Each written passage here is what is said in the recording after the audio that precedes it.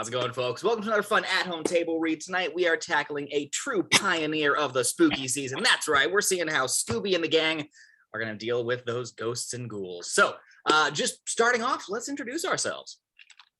Hi, I'm Erik. I'm going to be action description. I'm Curtis. I'll be playing the role as Fred Jones. I'm Lexi. I will be playing Daphne.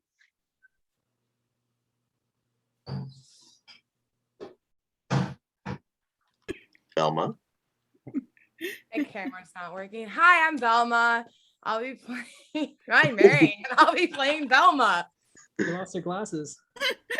That's probably it. I'm Logan. I'll be reading Shaggy.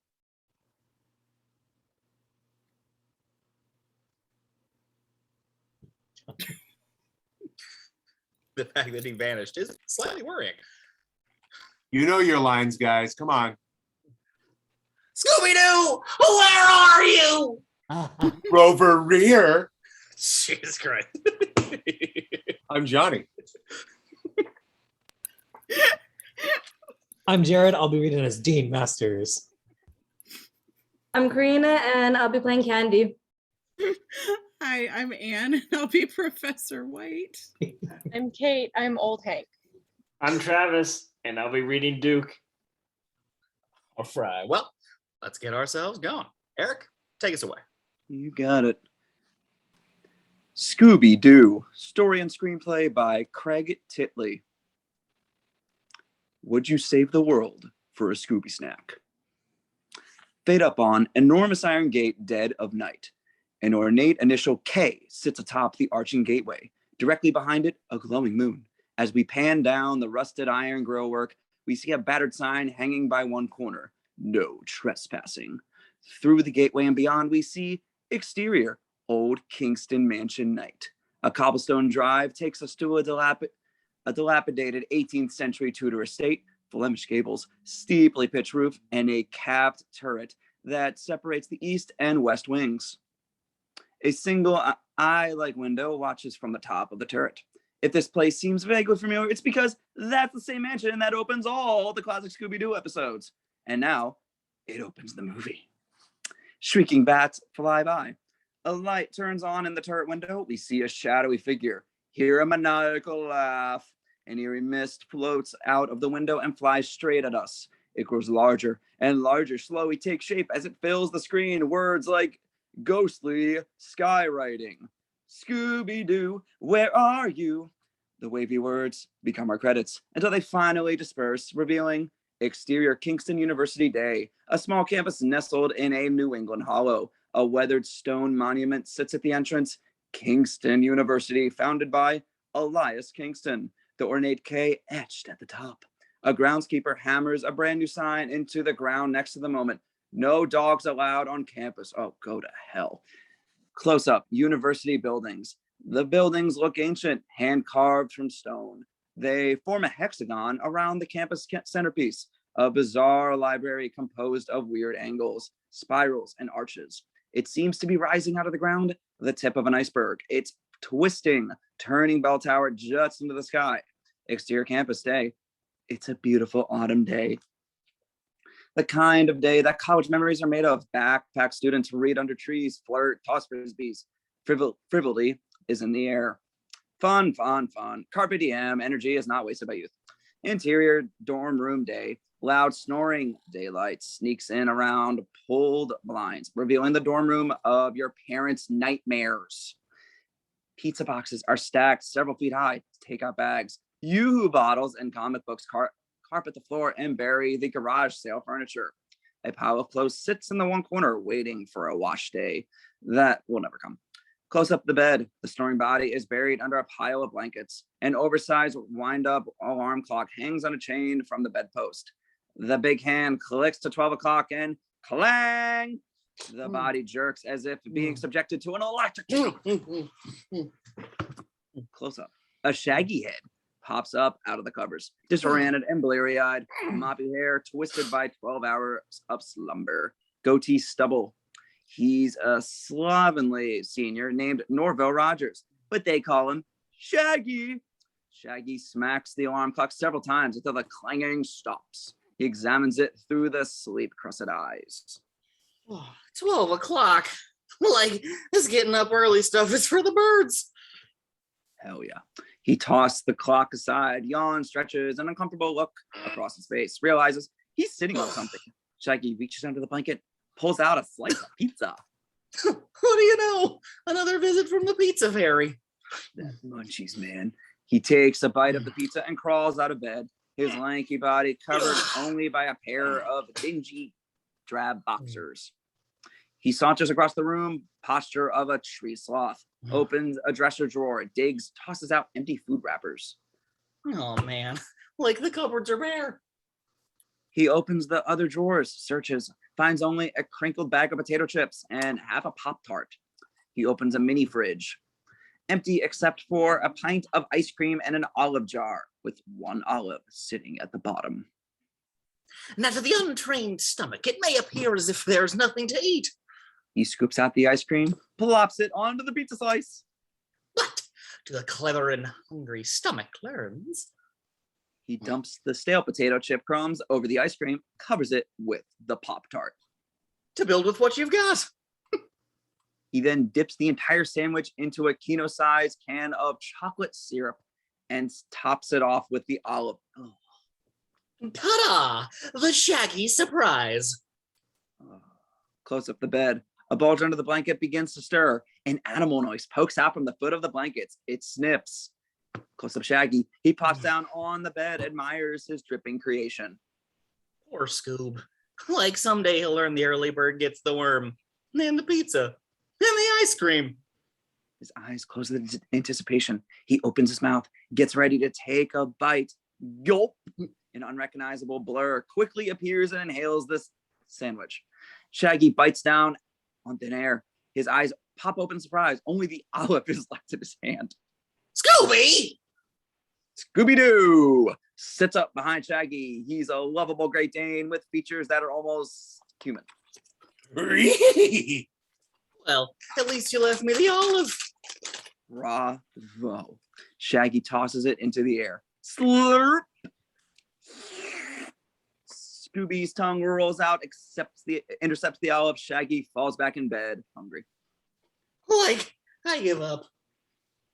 There's a loud commotion out in the hall. Interior dorm hallway day. Shaggy and Scooby crack the door and poke their heads outside. They see several campus cops marching down the hall, pounding on doors. Room check. Interior Shaggy's room day. Shaggy and Scooby pull their heads back inside, shut the door. They're in a full tilt panic. Zoinks! We're busted! Scooby dives under the covers. The blankets shake and shiver. Scoob! This is no time to be a coward! More noise outside. Then again. Shaggy dives under the covers with him. Interior dorm hallway day. Students stand at attention. Their doors wide open. We hear sneezing coming from down the hall, and then two men appear. The university dean, Theodore Masters, is the sneezing one. He's a bit foppish and frail, a balding, unapologetic man who looks every bit the lifetime academic. I'm terribly sorry about the inconvenience, but someone reported barking again. Dean Masters stands amidst the students. He's watery-eyed, sniffling mess. Obviously, why? I wanted to come up here personally to let you know that I am sympathetic to your concerns. I had a dog when I was a boy, but then these terrible allergies. I just can't run a university if I'm sneezing all the time. So please cooperate with Mr. Quimby. He'll see it that your dog finds a nice home. Dean Masters leaves, sneezing all the way. And now we meet close up Quimby, the other guy. If we have a really rotten villain type, we'll cue it here. He's the local dog catcher, a nasty looking little sneak dressed head to toe in black. He carries a cage in one hand and a giant net on a pole in the other. Oh, yes. I'll find homes for your cute little doggies.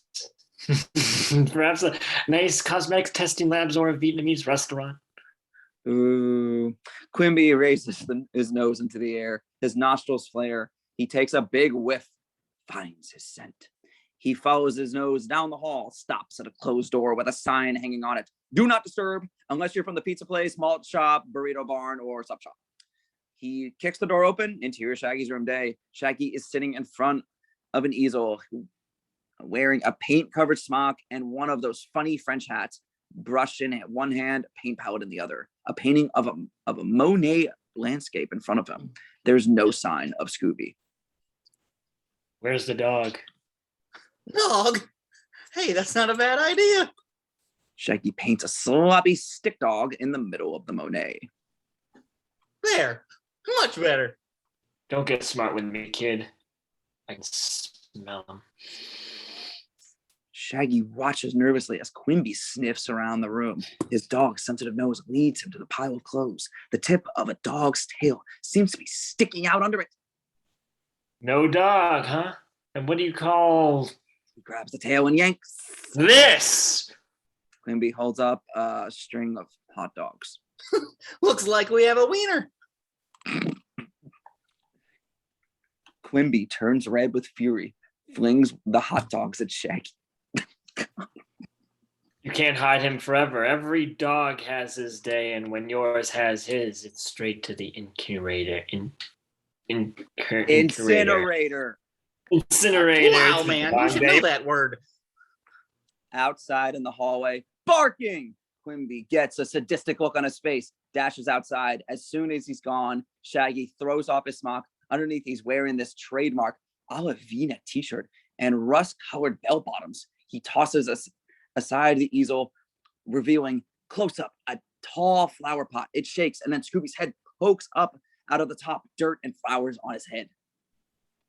Rose. This new dean is really cramping our style, Scoob. What's next? No pizza deliveries? Mandatory class attendance?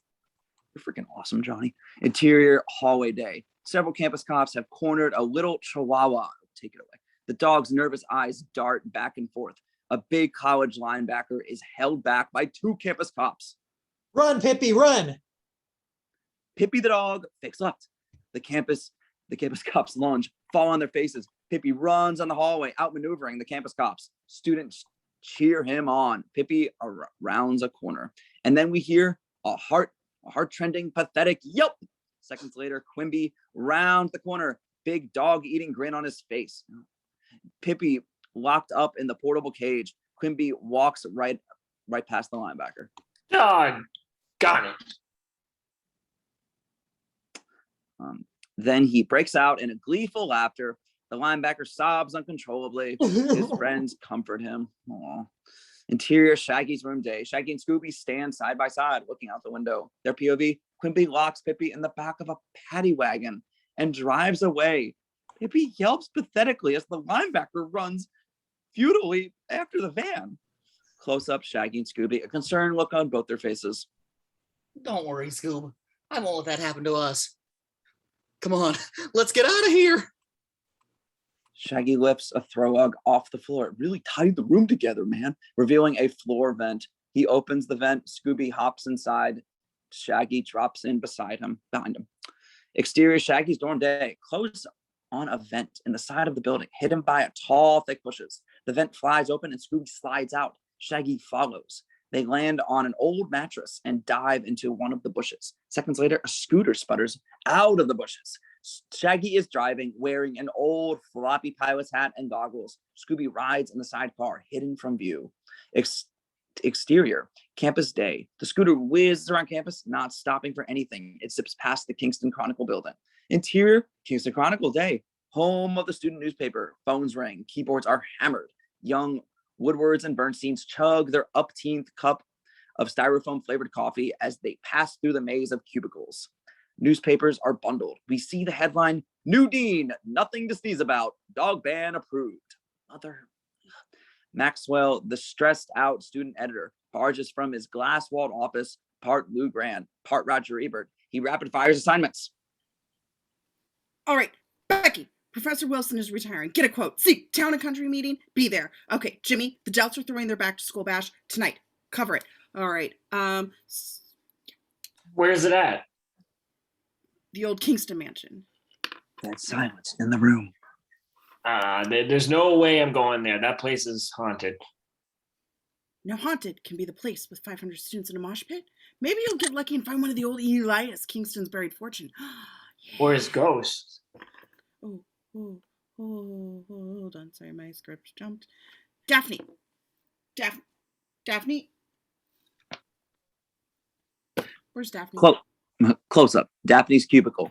Meet Daphne Blake, a sultry red-headed beauty. She's wearing a violet mini dress with lavender stripes at the waist and hemlines, pink hose, a scarf around her neck. She's talking on her cell phone. Thanks, Daddy. I love them. I'm getting ready to try them now. Of course, I'll be careful. Daphne! Gotta go. Love you, Daddy. She snaps her phone shut, tucks it away. She leaps up, knocking over the cubicle walls. It starts a domino effect of falling cubicles. We hear a chorus of, Daphne! Oops. I don't know how, but you did it again. Maybe if you got real walls. Maybe if we put you in an empty room. You got a death wish? You see that Daphne's wearing rollerblades. You like them? I figure they'll give me that extra advantage. You know, there's no second place in being first with the news. Or in your case, first with the bruise. Oh, Max. All right, then. Okay, here's your chance to break them in. I've got an assignment for you. Really? An assignment? Maxwell hands her a stack of bills. Run these over to the nearest mailbox. They're overdue. That's not an assignment. That's an errand. I want a real assignment. I want to uncover corruption, bring down the establishment. I want the big scoop. I know. You're a freshman, Daphne. And freshmen don't get the big scoop. They get errands. Daphne grabs the bills from Maxwell. I'm going to find a story, Max, and nothing can stop me. Daphne puts on a violet helmet, pushes off, runs down the aisle, straight for the door, slams into it. So maybe the door. Exterior campus day. Daphne flails her arms, slams into a mailbox. She stuffs the bills inside, then pushes off to the crest of a steep hill. Oh no. She loses her balance, begins to roll down the hill. She flaps her arms, can't fly, can't stop herself. No. She gains speed, moving faster, racing uncontrollably down the hill. Students dive out of her way. Exterior library day, a pile of books walks down the library steps and onto the sidewalk. All we see of the person carrying them is a pair of legs with knee-high orange stockings and red Mary Jane shoes. Close up Daphne, heading straight for the books. Look out! I can't! Slam! Daphne collides with the books. They scatter like bowling pins. The person carrying them is knocked on her butt. Her thick-rimmed glasses fly off her face. My glasses! That's right, folks. It's Velma Dinkley. Page boy haircut, orange cowl, necked sweater, red skirt. Daphne picks up the glasses, hands them to Velma. Sorry, my fault. Here you go. Velma puts them on, and the two girls recognize each other. Daphne! Velma! What a coincidence. Velma! It's Velma! We've been roommates for 3 weeks and you still don't have it right? I'll get it someday. You okay? Just a fractured spine. Velma holds up a book. Its spine is creased. Daphne helps her pick up the books. Exterior park day. Scooby and Shaggy sit on a park bench between a hot dog cart and an ice cream cart. A pair of gumps. Sharing an ice cream cone, their scooter nearby. Oh, it doesn't get much better than this, Scoob. No hassles, no commitments, no worries. Nothing to do but eat, sleep, and watch movies all day long. I love college. Rue. All we gotta do is figure out another way to stay here for another 4 years. Scooby Goldblum. A girthy, middle-aged man hovers over Shaggy and Scooby. He's wearing a tight-fitting suit and a wide tie, newspaper tucked under his flabby arm. Move the dog. Scooby and Shaggy don't respond. Hey, I'm talking to you. Excuse me? Move your dog. I got no place to sit. Scooby and Shaggy look at each other. They're confused. Like, we don't have a dog. What do you call that? Him? Oh, that's Scooby Doo. He's my best friend. Raro. Scooby sticks out his paw to shake. Girthy looks annoyed. I'm thrilled. Now now make him go sit on the grass. Why don't you go sit on the grass? Because people sit on benches. So why don't you make your dog go fetch for a while? He looks perplexed. The beginnings of an identity crisis. Shaggy stands up right in Girthy's face. He grabs Girthy's newspaper out from under his arm. Look, mister, I don't judge a person by the color of their fur or how many legs they walk on. And we're both going to stay right here. So why don't you go fetch for a while? Shaggy throws the newspaper. Geez, kid, cut down on the sugar. He waddles away from his paper, after his paper. Shaggy sits back down, resumes eating. What a nutcase. Garçon, 2 more Eskimo pies for me and my pal. Carson meets boy. Shaggy pulls out his wallet, empty. Uh-oh. Cancel that. Luckily, I've got the old ATM card. Close up, an ATM machine. Shaggy's card comes out in several pieces. The screen flashes. Your account balance is 0. Exterior bank day. Shaggy looks frazzled. 0? How can it be 0? Wait here, I gotta straighten this out. Shaggy runs inside the bank. Scooby sits outside. Close up, a lady and her dog. They stroll past Scooby. Scooby stares long and hard at the dog, curious, thinking, am I one of those? The dog barks. Close up, Scooby. He examines his reflection in the bank window, gets on all fours, snarls, tries to mimic the barking dog. Rark? Rark? It's a pathetic attempt. Scooby turns back to the lady and her dog. The dog is whizzing on a fire hydrant. Scooby looks revolted, shakes his head. No way. Raw. Close up Shaggy. He staggers outside, distraught. He plops down on the curb. It's over, Scoob. Life as we know it is over. Rover? I don't know how, but we spent all of our college money. We still got a year left and we're broke. Broke? How are we gonna eat? How are we gonna go to the movies? How are we gonna eat some more? Oh, I've been dreading this day since the day I was born. Shaggy takes a deep breath. He kills him to say this.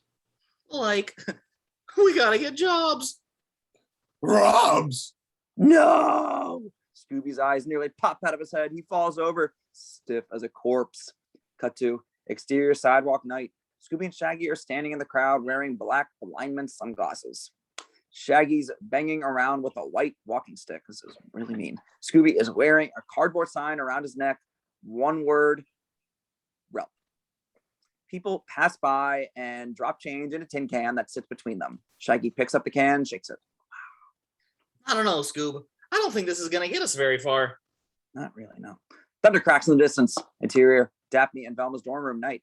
Daphne's side, purple and violet fluffy things. Velma's side, books, and Einstein poster, more books. We hear the approaching storm outside. Daphne is trying on scarves in front of a mirror. First a red one, then a yellow one. Finally settles on the chartreuse. I hope I said that right. Velma feverishly types away at her computer. You have to type all the time. No.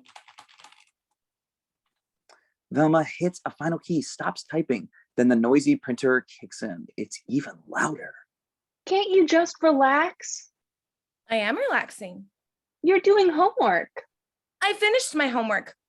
I'm doing my PhD. PhD, we're freshmen. Why wait till the last minute? She sees Daphne primping in front of the mirror. Going to a study group? Are you kidding? Tonight's the very exclusive Delta party, and I'm going with Duke Duncan. Who's Duke Duncan? Who's Duke Duncan? He's only the hottest senior on campus and president of the Delts. What's his GPA? Who cares? Velma pecks away at her keyboard again. It's like the Chinese water torture. Wow. Daphne can't take it anymore. What is it? What are you torturing me with? Nuclear physics and molecular biology, 20th century feminist literature? Cosmetology. Hair and makeup? Not cosmetology, cosmology. It's a scientific study of the formation and evolution of the universe. Sounds like a blast. Actually, it was a bang. Would you like to hear my thesis? That's okay. I really have to floss now. Everything in the universe gravitates naturally and automatically towards its greater purpose. Huh? It means that things which appear have nothing in common may actually function as a superior system when joined together. So everything that happens is supposed to happen. Exactly. The phone rings. Daphne answers it. Hi, Duke. Daphne's excited expressions itself. I understand. Maybe I can come over. Okay. Bye. She hangs up. Duke's sick. He's not going to the party. Maybe you're supposed to go alone. No, he wants me to stay home in case he feels better later. The phone rings again. Daphne dives for it. Duke! Oh, hi, Max. Really? I can't. Any night but tonight. Velma watches her curiously. I know. There's no second place in being first with the news. Okay, I'll do it. She hangs up. Guess I am supposed to go to that party. The guy who was assigned to the story chickened out, so they asked me to cover it. Why don't you come with me? Oh, no. I'm supposed to sit right here and work on my... Lightning flashes outside. Thunder cracks. The power goes out. Total blackness. Jinkies. Yay! Exterior nuclear subs, night. The local sub shop, a flashing neon nuclear sub sign dwarfs the Art Deco building. A giant periscope with a big blinking eye visible in the lens rotates on the roof. Interior nuclear subs, night. Home of the meltdown, the reactor, and the super long 3 Mile Island. Oh boy. Shaggy and Scooby empty their can of change on the counter. What can we get for this? Gus, the beer belly manager, looks them over. Cut to exterior nuclear subs. A few minutes later, Shaggy and Scooby are wearing nuclear sub aprons and sailor hats. Their eyes are as big as saucers, their mouths salivating as they stare at the 3 Mile Island. A 12-foot-long submarine sandwich. Gus loads it into the back of the sub on wheels, a delivery vehicle shaped like a submarine sandwich.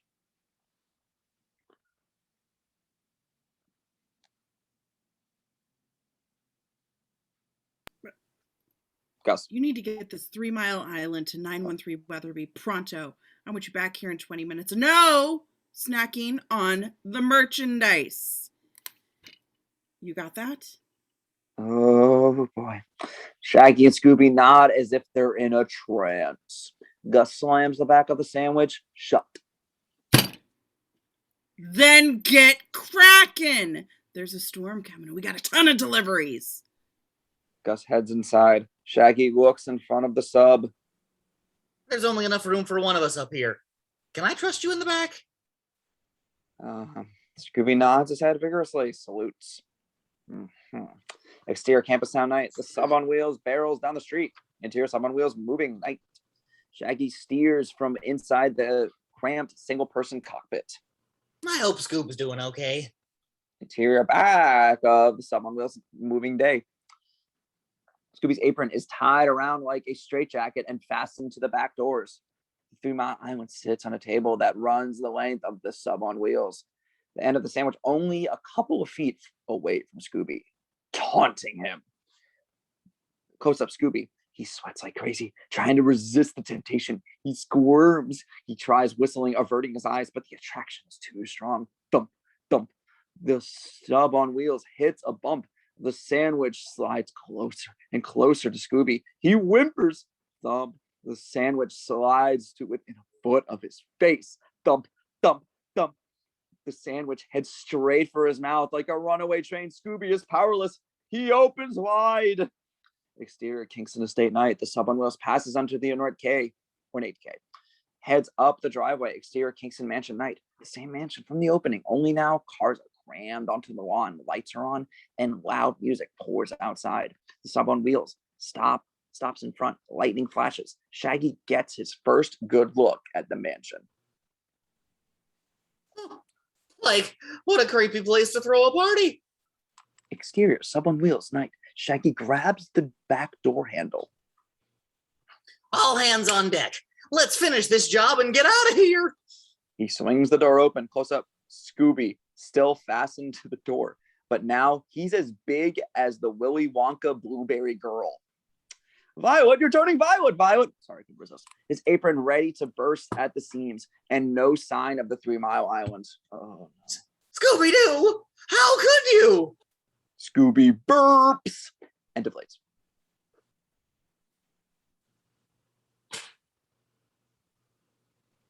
Where are we? We're gonna get fired from the first jobs we've ever had. I can't believe this. Look, we have to. A pizza truck pulls up next to them. Several pizza guys get out carrying stacks of pizza boxes. Follow those pizzas. Interior Kingston mansion, night. Black suits of armor stand guard at each side of the door. There's a huge fireplace, a dusty chandelier, and a life-size portrait of Elias Kingston that watches everything. An all-girl band, the X-Girls, plays from a stage at the back of the room. They're wearing leopard skin tights with tails and cat ear headbands. Oh my God. Their name is on the front of the bass drum. Josie and the Pussycats. Kingston kids thrash, mosh, and go nuts. Close up, Daphne and Velma standing in the middle of the crowded dance floor. Doesn't anyone realize this is a school night? Oh. Interior kitchen night. The pizza guys leave. Shaggy and Scooby step out from behind the counter and see the food table. Pizzas, tacos, cookies, sandwiches, chips, all you can eat and more. The table seems to be glowing. An angelic choir seems to be singing. Shaggy and Scooby take out their uniforms, approach the table reverently. We hit the jackpot, Scoob. The Fort Knox of food, the lottery of lunch, the Grand Prix of gastrointestinal delight. Are you ready? Ready. Take no prisoners. They leap to the opposite ends of the table and pile food on top of food on top of food. They meet in the middle, each holding a 12-inch tall multi-decker sandwich. They hold them side by side. What do you know? It's a tie.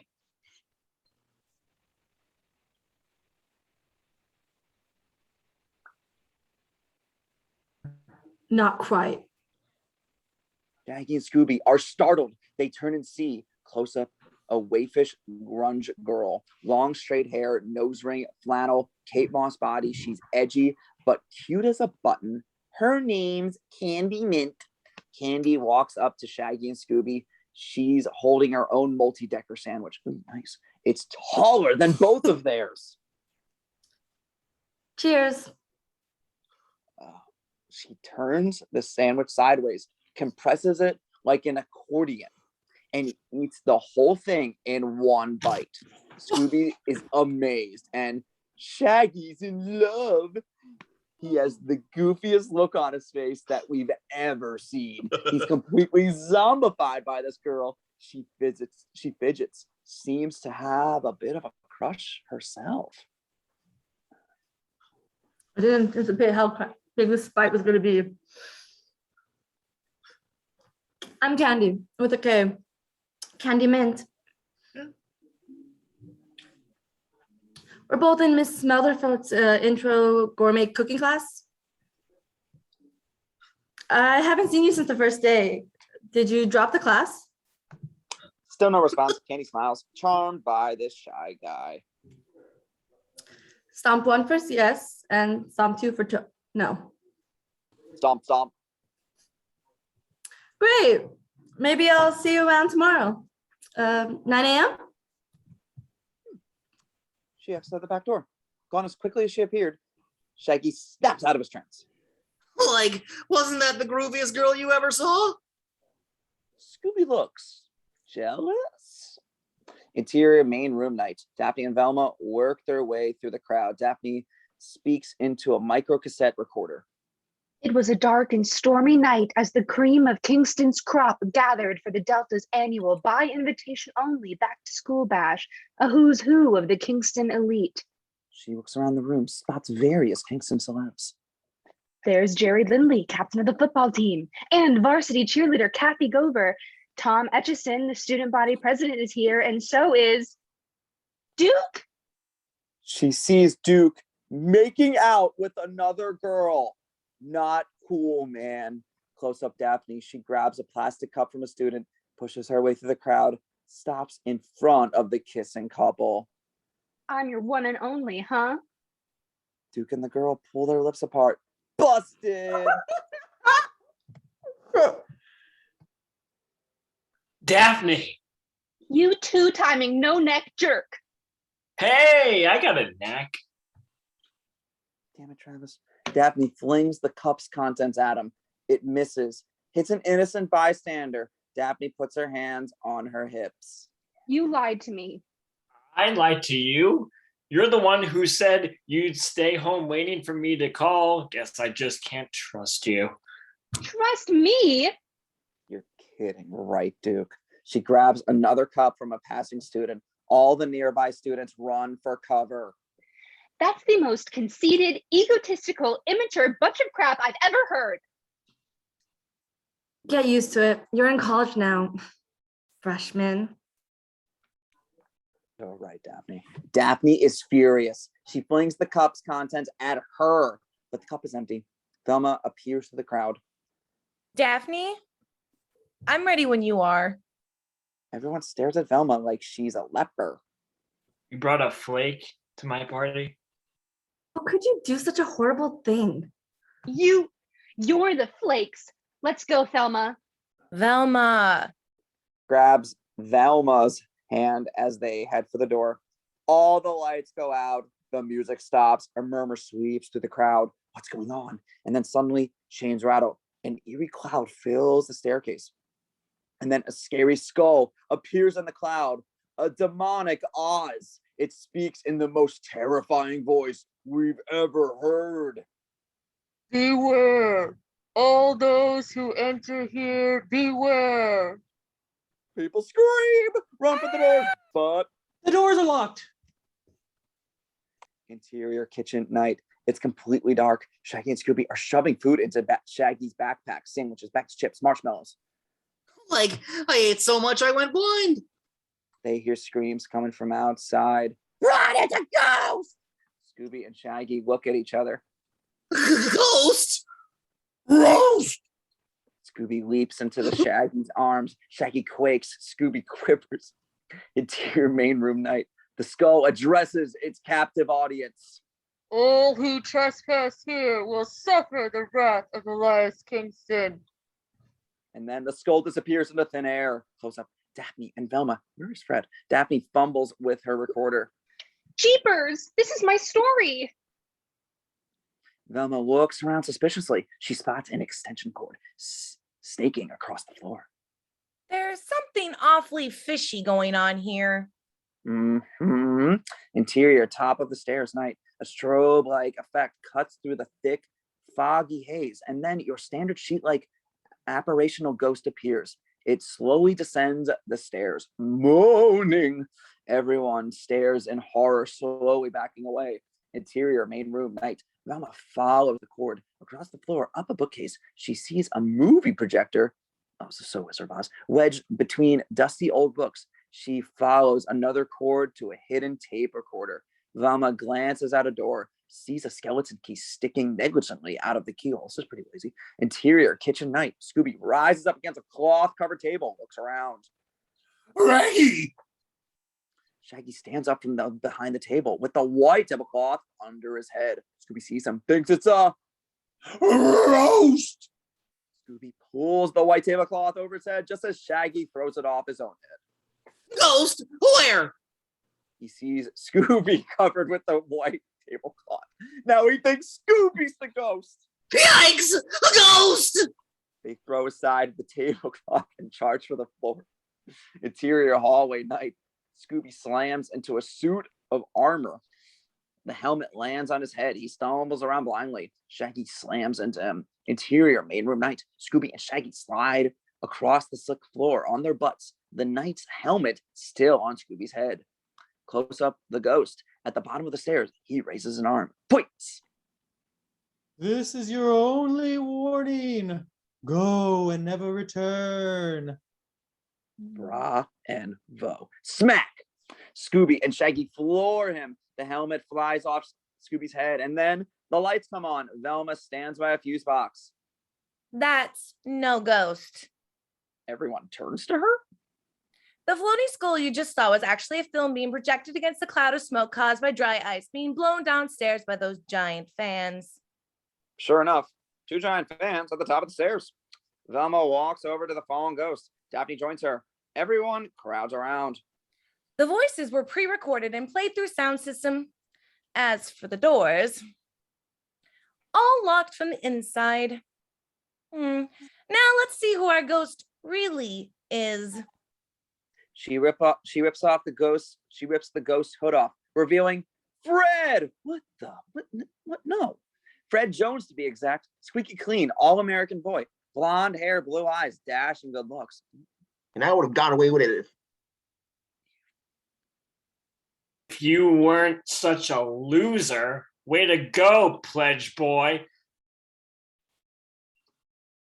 Duke grabs the key from Velma. It was my fault, Duke. We wanted to buy this old place for the new Delta House. All we had to do was convince everyone that it was really haunted, and it would have been ours for practically nothing. Give me one more chance, Duke. Okay. Duke looks around at Daphne, Velma, Shaggy, and Scooby. No Delta gets bested by a bunch of flakes. Find yourself another fraternity, Fred. Come on, everyone. We're into the party. Get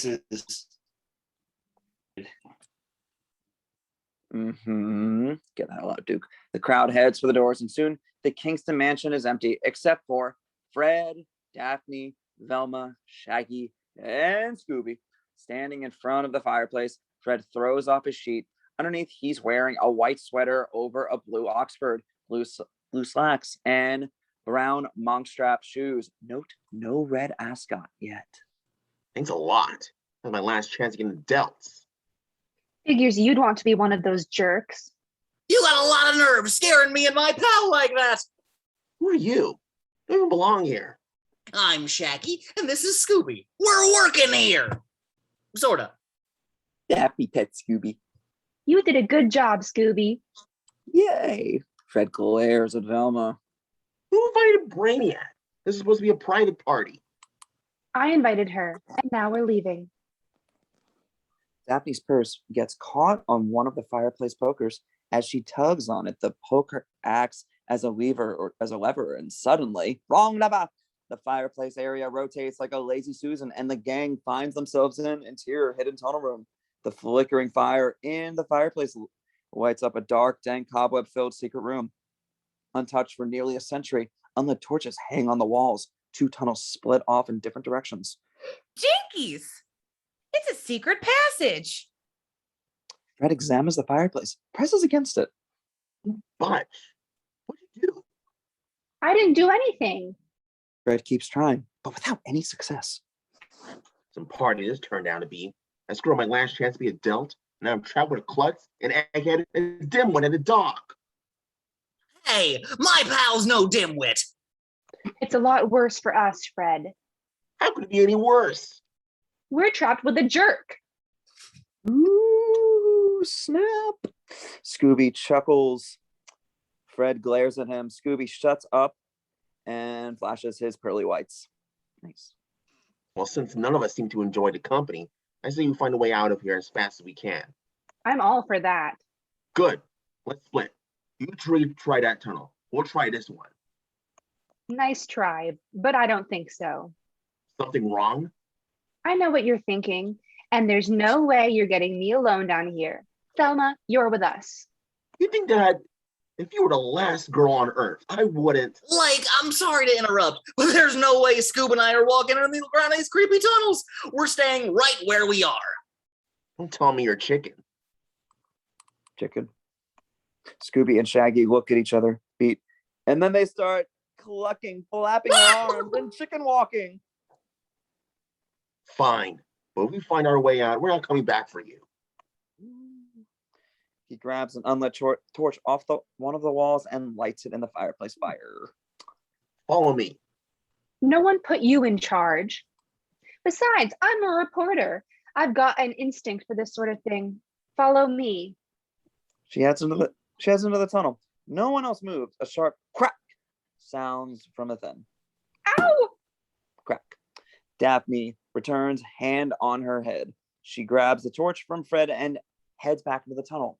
Fred and Velma shrug and follow after her. They soon disappear into the dark. What a grumpy bunch. How'd you like to be stuck with them for all time? Ruh, ruh. Like we're gonna stay right here where it's safe and Scooby's tail wags and pushes the fireplace poker. The fireplace spins again. warm. Interior mansion night. Shaggy and Scooby are back in the main room. How do you like that? I guess it pays to be chicken.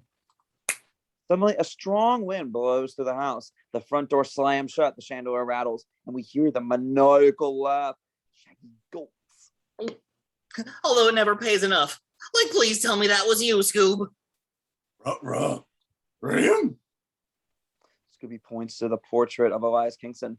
A ghoulish figure stands in front of it. Pale, greenish skin, glowing yellow eyes, wearing a black cloak, arms outstretched. This is the ghost of Elias Kingston. Who dares enter my house? Like, we were just leaving. Run, Scoob!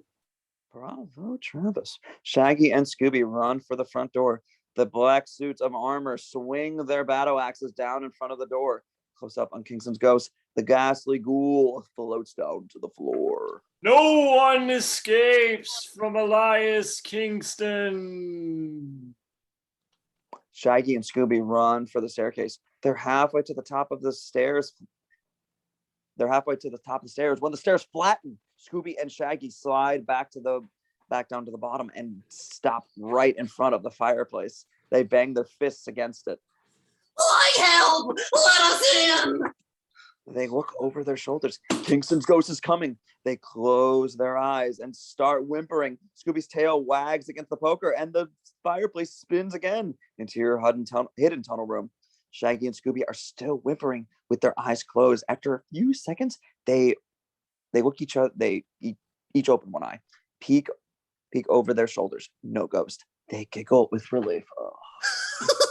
Like, we lost old Spookface. That's a good thing, too. Unbeknownst to them, the fireplace turns again. Interior main room night. One more look at that ugly mug and I would've A gruesome green hand rests on his shoulder. asked him to dance. Scooby and Shaggy turn around and find themselves face to face with Kingston's ghost. Zoinks! Yay! Shaggy's hair sticks straight up. He backs into the poker, bends it all the way back. The fireplace spins round, and Shaggy and Scooby and Ghost all on board. We see Shaggy and Scooby's arms, the Ghost and Shaggy's arms, Shaggy and Scooby and the Ghost's arms. The fireplace spins faster and faster until it's nothing but a blur. Interior hidden tunnel room. Shaggy and Scooby fly out of the cyclone and into the room. The fireplace finally stops. There's a thin gap between the rotating section on the wall. No sign of the ghost. Like, these dark tunnels are looking better all the time. Shaggy grabs a torch, lights it on fire. Come on, Scoob. A ghoulish hand reaches through the gap, just misses Scooby as he follows Shaggy into the tunnel. Interior, other tunnel night, flickering torchlight. 3 shadows enter the frame, followed by Daphne, Velma, and Fred. What's that report instinct telling you now? I should have stayed home. I don't think this is getting us anywhere.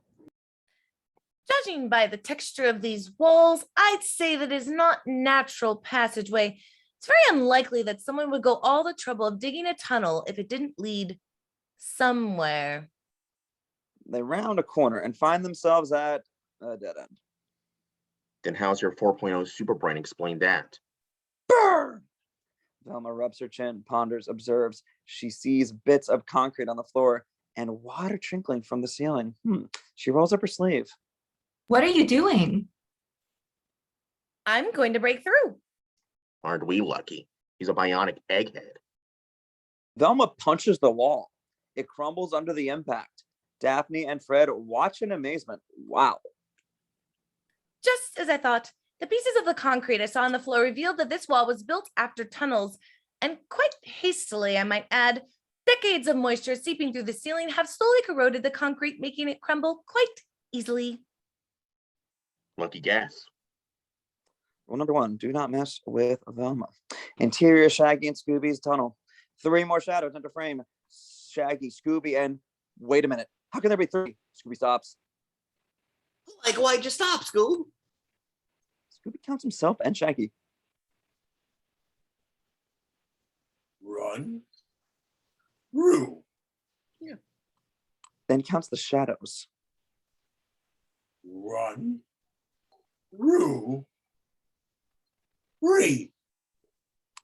Like, how do we end up with an extra shadow? Extra shadow? Yikes! Shaggy and Scooby run down the tunnel, round a corner, and skid to a stop at the end, where they see several elaborately ornamented sarcophaguses or sarcophagi leaning against the wall. Like, this is what I call a dead end.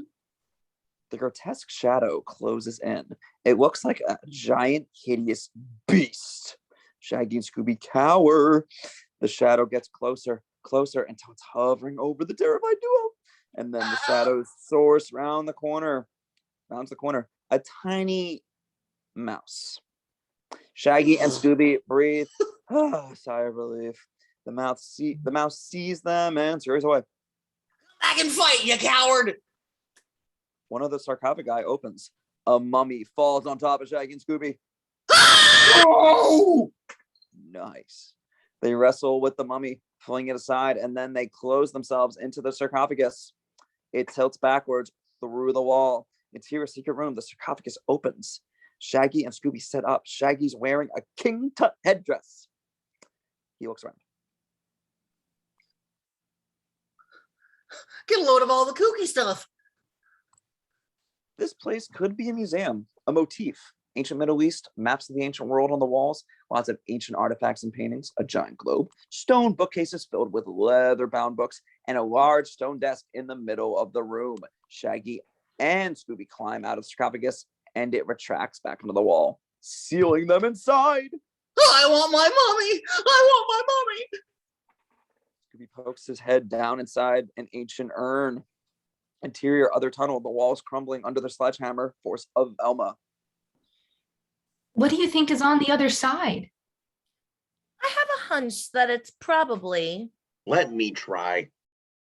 Fred rolls up his sleeve and punches the wall. Crack! Hits something solid, pulls his throbbing fist out. a door. The rest of the wall crumbles, exposing a big wooden door. Good job, Fred. Someone was in a hurry to seal up whatever is in there. Something that no human eye has seen for 100 years. They reverently push the heavy door open, and we see interior secret room. Shaggy, wearing the King Tut headdress, is pulling the urn off of Scooby's head. Plop! They both fall to the ground. For a brief moment, Scooby's head is shaped like a face. Shaggy? Scooby? What are you two doing here? Hiding. From what? Like, we ran into dead old Elias Kingston himself. You saw a real ghost? Relax, you two. There's no such thing as ghosts. It was probably just a figment of your imagination. Fred looks Shaggy over, from head to toe. Or some kind of hallucination. Shaggy has no idea what Fred is talking about, but we do.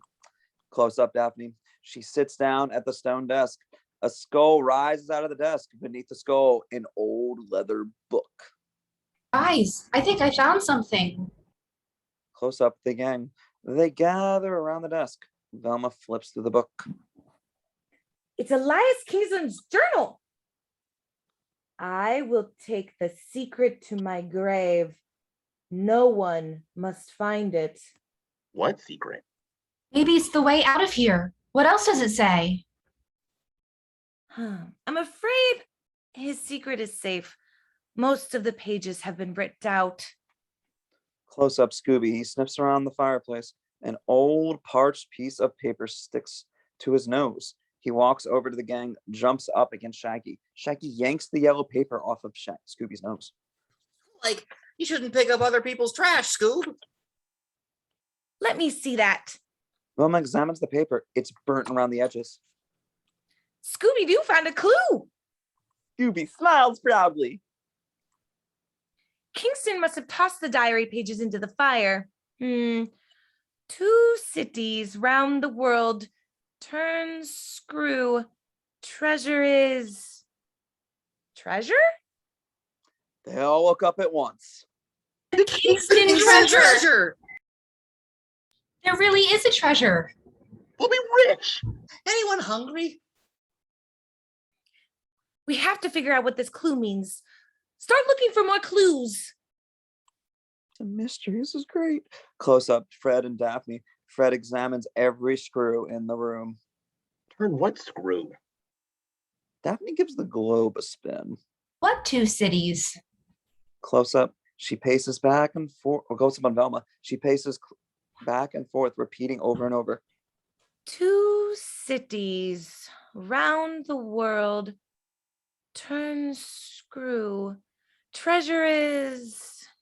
Close up on Shaggy and Scooby. They look at all the books in the bookcases. Shaggy pulls one of the books off the shelf, blows the dust off, and opens it. How about a little green eggs and Hamlet? Scooby or not Scooby? That is the question. That's the answer. God. Velma hurries over to the bookcase, runs her fingers along the spines of the books, searching. They're book titles. Oh my God. She pulls a book off the shelf, tosses it to Daphne. A Tale of 2 Cities. She throws another one to Shaggy. Around the world in 80 days. She grabs another one and throws it to Fred. A turn of the screw. Velma finds the final book, pulls it out. Treasure Island. They open their books, set them down on the desk. Inside each front cover is 1/4 of a drawing.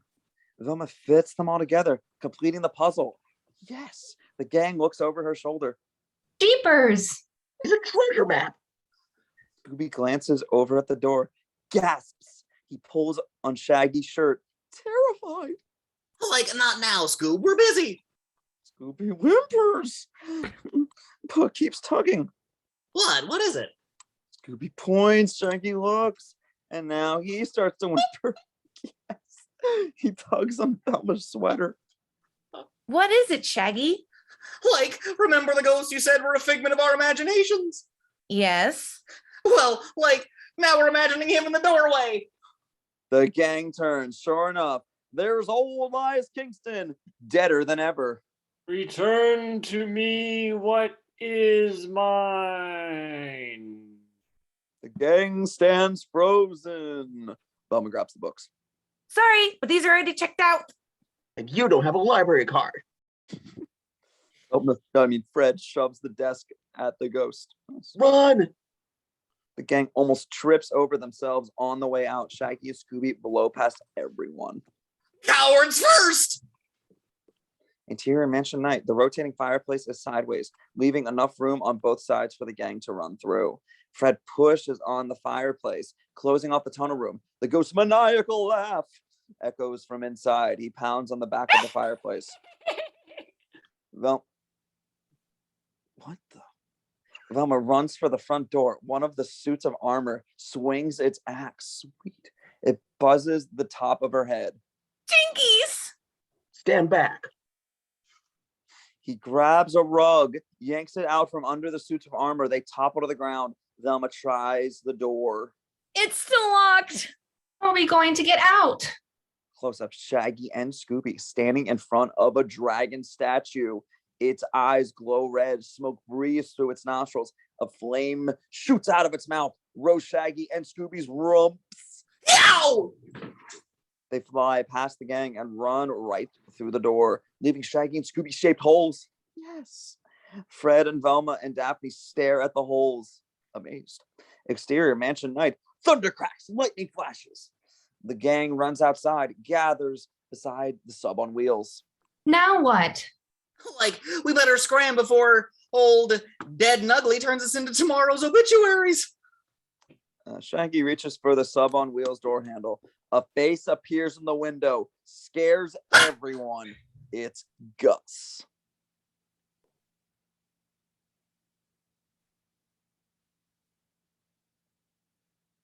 Gus? Gus? Gus. I don't ever want to see you again and your finny-bitten friend again. You're fired. Fired. He starts the sub on wheels and speeds away, revealing Shaggy's scooter in its place. The gang stands in a circle. Let's all meet at the malt shop tomorrow after school. I should have time to analyze the map by then. How do you know you won't run off and find a treasure without us? Velma hands each of them a book. Because we're a team. What do we find? We split. Agreed? They look each other over, slowly stick their heads and paw into the center of their circle, one on top of the other. Agreed. Agreed. Well then, looks like we got ourselves a mystery to solve. Exterior Kingston University day. Another beautiful autumn day. The early morning sun warms the earth. Birds chirp. Interior Shaggy's dorm room day. Loud snoring. Daylight sneaks in around pulled blinds. The alarm clock clangs. Close up Shaggy. He sits straight up, bright-eyed and bushy-tailed. He grabs the alarm clock and shuts it off. Rise and shine. Up and at 'em. He leaps out of bed, yanks the blinds open, raises the window, inhales the crisp autumn air. With God as my witness, I'll never go hungry again. A window washer rises in front of Shaggy, sprays water down his throat. He wipes his face, continues on up. Scooby rises, crusty-eyed and yawning. He looks at the clock. He leaps right. His eyes leap out of their sockets. Ready to rock? Shaggy sits on the floor, starts doing sit-ups. That's right, Scoob. Can't miss my 9 o'clock class. Scooby gives him a very perplexed look. He's convinced that this is the anti-Shaggy. Scooby disappears for a second and then returns. When Shaggy sits up, Scooby shoves a thermometer in his mouth, throws an ice pack on his head. Knock it off, Scoob. I'm fine. Look, once we find that treasure, all of our problems are solved. We'll never run out of money or food. We won't have to live in a dorm room or hide you from the dean. We can buy us a big old house with our own McDonald's inside. We'll have butlers and maids and a swimming pool filled with yoo-hoo. What do you think of that? It'll be paradise. Just you, me, and Kandy. Scooby's jaw drops. Stay out of sight until I get back. Shaggy grabs his backpack and dances out of the door, singing, Candy girl, you are my world. Scooby lies listlessly on the bed. He turns on the TV. Close-up TV screen, Scooby clicks through various Hanna-Barbera cartoons, game shows, talk shows. He stops on, You're watching the Dog Channel. Scooby perks up. On the screen, old 60mm footage of dogs prancing, dancing, and frolicking, with a Marlon Perkins-type narrator. The dog is man's oldest domestic animal. A special contract has existed between man and dog for over 10,000 years. A contract based on a mutual need for care and companionship. There are all kinds of dogs. The female dog is called a bitch. Bravo. Scooby snickers like an adolescent. Interior, Professor White's Mythology 101 day. A tiered half-circle auditorium. Sleepy students nod and drool while Professor Hyde White writes on the chalkboard. He's a scruffy middle-aged professor with tenuritis. He finishes writing on the board one word, Armageddon. Who can tell me what Armageddon means? In the front row, Velma holds her hand high. Daphne sits next to her, fighting to stay awake. Who else can tell me what it means?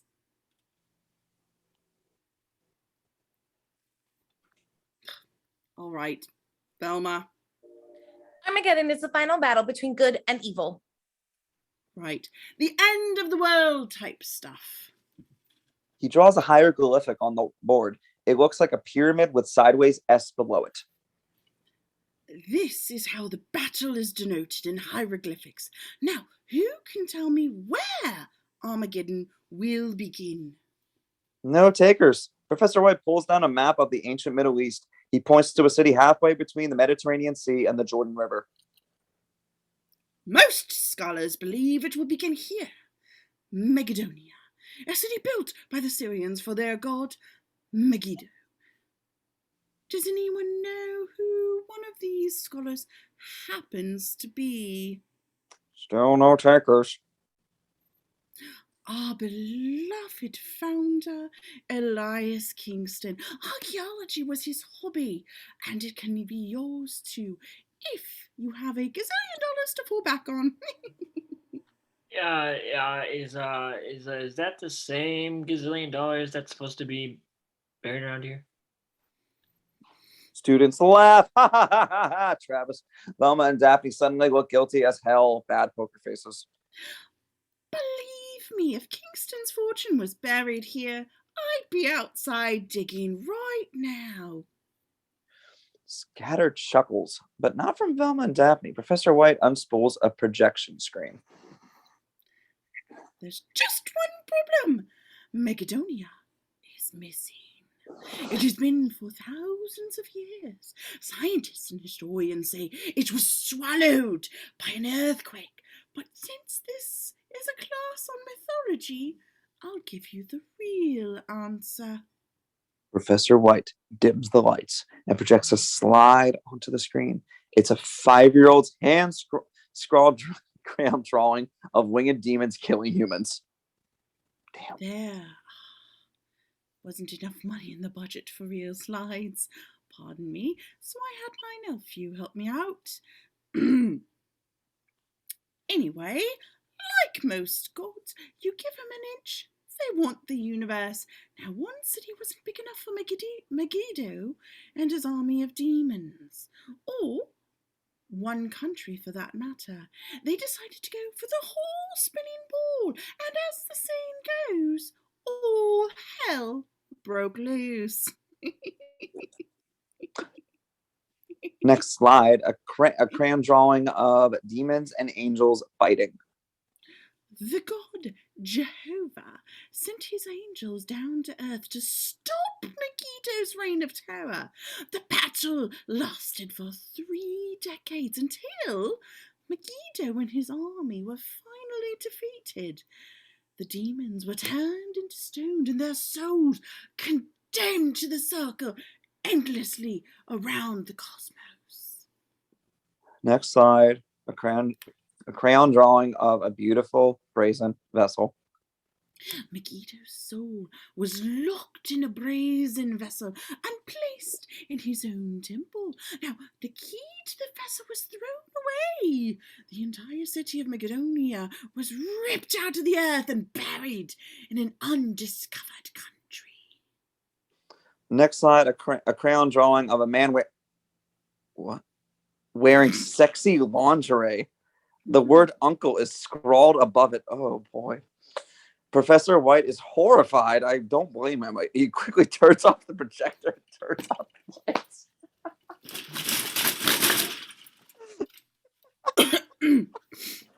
Kids, what imaginations they have, little bastards. Meggido vowed to return one day and to finish the fight. That day is Armageddon.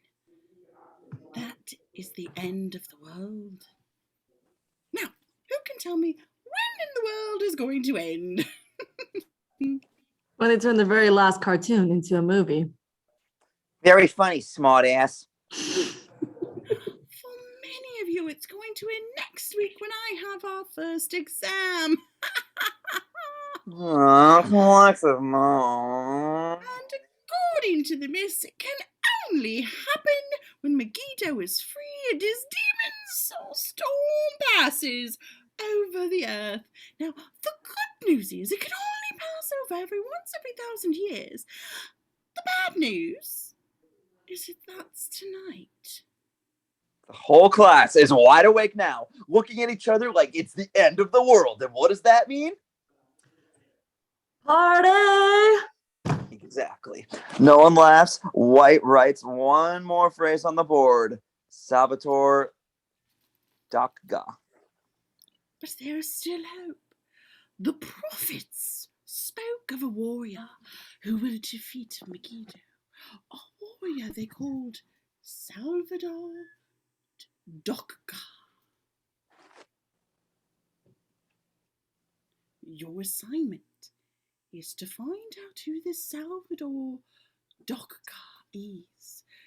Due on my desk tomorrow, and that's of course the world ends tonight. Have a nice night. Dick. White exits the classroom. The kids are speechless. Interior intro to gourmet cuisine class day.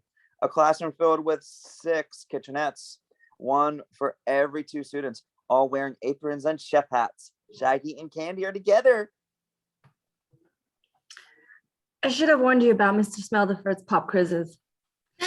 Smeldafurt. Food is my specialty. Oh my God.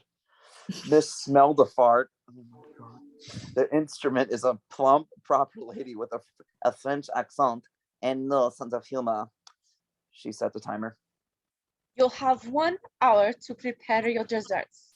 Begin now. The timer ticks away. Students begin to systematically and meticulously prepare their desserts. Close up on the Shaggy. He throws open the refrigerator door, shovels food out, loads up his arms.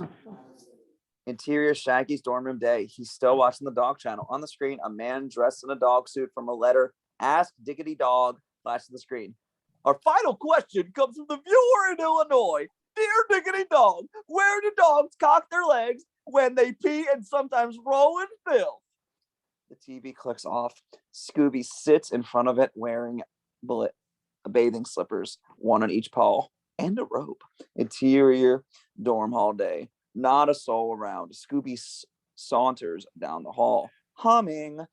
He steps into the shower room. Seconds later, Quimby marches down the hall. Past showers. A near miss. Interior showers day. Scooby is on his hind legs, scrubbing his back.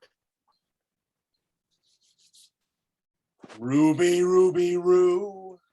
Roo, Roo, Roo, Roo, Roo. Ruby, Ruby, Roo. Nice. A severely hungover guy stumbles into the showers. How's it going? Okay. Scooby shuts off his water and walks out of the showers. Close up hungover guy, seemingly unaffected by his encounter until... That's it. No more drinking for me. Yep. Interior Shaggy's room day. Quimby ransacks the place. Dumps shelves. Damn you, Quimby! Strips the bed. Where are you? Where are you? His nostrils begin to twitch. He leaps into the bed, picks something up between his thumb and forefinger. A dog hair. Quimby waves it in front of his nose. He's got his scent. Interior showers day. Quimby examines the shower drains, finds a big old wad of dog fur. He sniffs it, tastes it. Ew, Travis, seriously? Interior bathroom day. Quimby walks hunched over along the row of stalls, checking under the doors. He stops. Close up, a pair of paws inside one of the stalls, tapping the floor. Close up, Quimby. He kicks the stall door open. Now I've got you. Interior stall. Quimby's net swoops down on top of the hungover guy. Ow. Quietly reading the sports pages, wearing animal paw slippers. He looks up, angry. Interior bathroom day. Quimby flies backwards out of the stall. Yeah, you hit him. Hits his head on the sink, drops to the floor just as Scooby walks out of another stall. Sweet. Close up Scooby. He walks toward a full-size mirror on the wall. Quimby rises up behind Scooby's reflection like a boogeyman shadow. It's your day, dog. Scooby stops dead in his tracks, sees Quimby's reflection behind him, raising his net. Right! Scooby literally leaps out of his robe and slippers and barrels out of the room. The net crashes down behind him. Interior Shaggy's room day. Scooby frantically pushes furniture in the front of the door. Quimby pounds on the other side. Scooby lifts the vent and dives into it. Seconds later, the furniture flies away from the door, revealing close-up of Quimby. Mad as hell, crazed. Jack Nicholson in The Shining. Here's Johnny. He looks around. No Scooby. Quimby cuts through the mess to the window. Sees Scooby running away from the dorm. Quimby punches the wall. No. Then he sees the open door, the open floor vent. He calms down, smiles. Your dog days are numbered, my furry friend. Interior gourmet class day. The young chefs stand with their exams in front of them. Oh my God. Miss Smeldafurt works her way down the line of desserts like a drill sergeant from Full Metal Jacket on inspection day. She samples one. Blitz toward a meringue top encrusted with toasted almonds. Mm-hmm. Your meringue, delicious. Yeah. B minus. Oh. She samples the second dessert. Take the B minus. Crêpes Suzettes, a brandy poured over the orange sauce. Exquisite. C plus. Nespile. Smeldafurt steps in front of Kandy. She's waving a towel over the tray of burnt cookies. They're smoking, man. Disqualified. F. Kandy is crushed. Smeldafurt moves on to Shaggy. He's covered with food from head to toe. There's a pie in front of him with a creamy white topping. Shaggy pie. Oh my God. Smeldafurt takes a bite. Her face distorts. She gags, clutches her throat. A whipped blend of peanut butter, sardines, chocolate sauce, and Tabasco, topped off with a toothpaste icing so you don't have to brush afterwards. Oh, sardines. Where the hell did you get those? Miss Smeldafurt bends over, hurls. She stands up, gasping for air, vomits spittle on all three of her chins. Bet you can't eat just one. I'd rather not. Shaggy takes a bite. Smeldafurt falls over with a plump thud. Damn it, Shaggy. Exterior classroom day. Shaggy and Kandy are standing by his scooter. She's holding a skateboard. In the back of two paramedics carry Miss Smeldafurt out of the stretcher. Jesus. I can't believe she would come to class when she's not feeling well. What if it's contagious? I can't believe I burned my exam. I'll never get into chef school. You applied to chef school? Yes, that was a waste of time, huh? Well, I'll be the judge of that. Shaggy reaches into a brown paper bag that Kandy is holding. He pulls out a burnt cookie, eats it. A plus. Scooby would really love these. He likes his food well done. Maybe you two can come over tonight. We'll watch old movies, make some Jiffy Pop. I'll burn some more for Scooby. That sounds groovy. But I can't. Oh! Kandy looks disappointed. It's Scooby, isn't it? He doesn't like me. I could sense it. Why wouldn't he like you? I don't know. Maybe because I like you? She said it. Shaggy heard it. He blushes. Stammers a bit. Like. Like.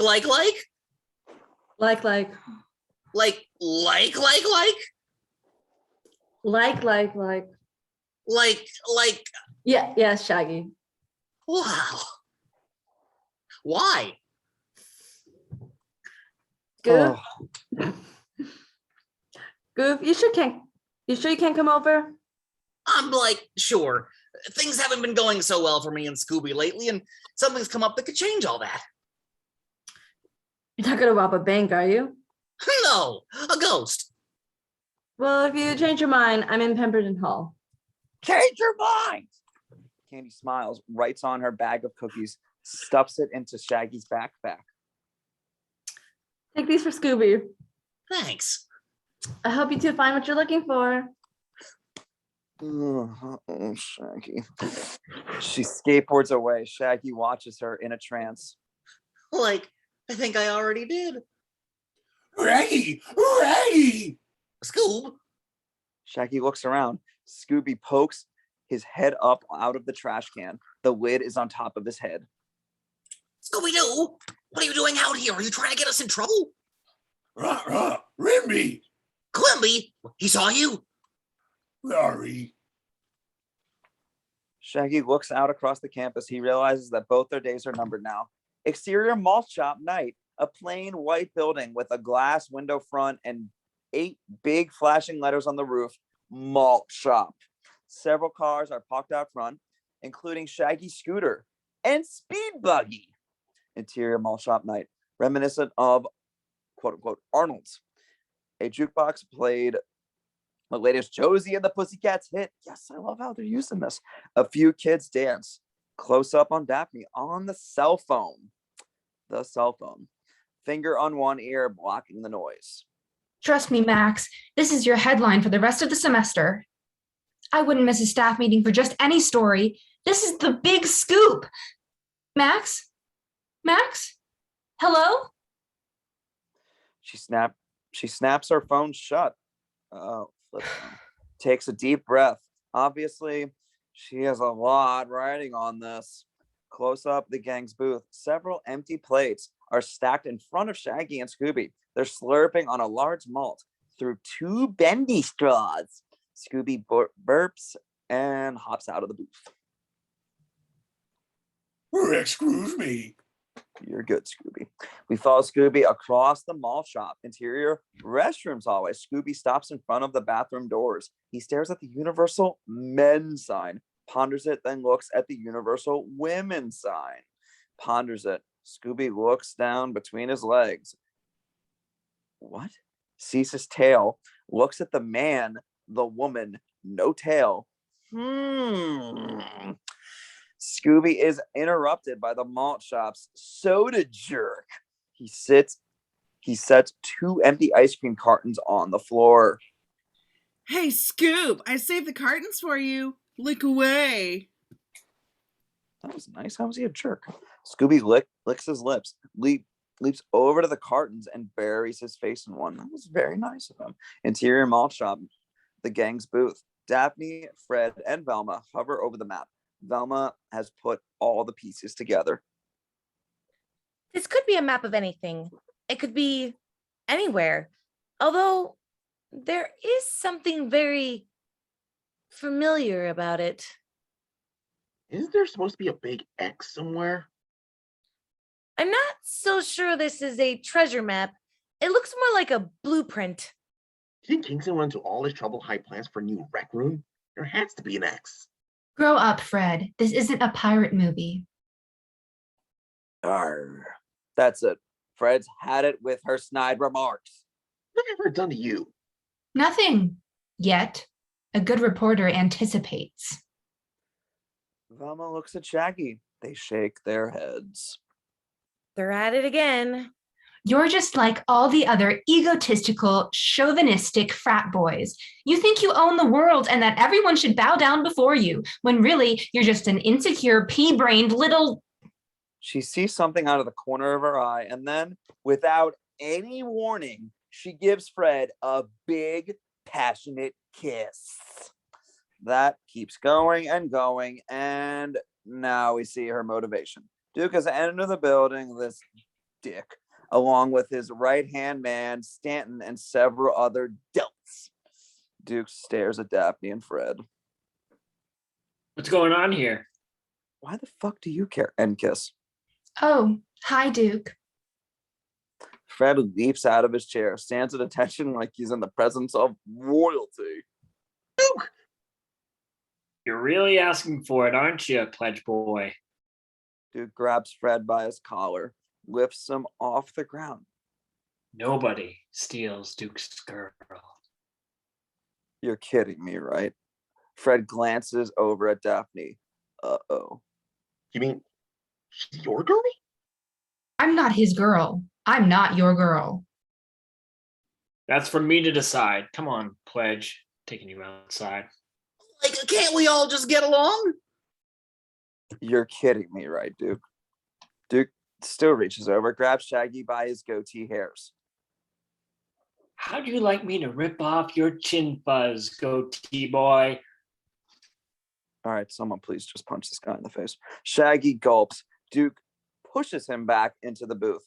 Velma leaps up, pokes Duke in the chest. Leave them alone. You electrocephalograph flatlining cryomagnet abecedarian. Nice. A full beat of silence from everyone. Duke turns to Stanton. She just insult me. I Probably. Good. Duke turns to Velma, strains to think up an equal comeback.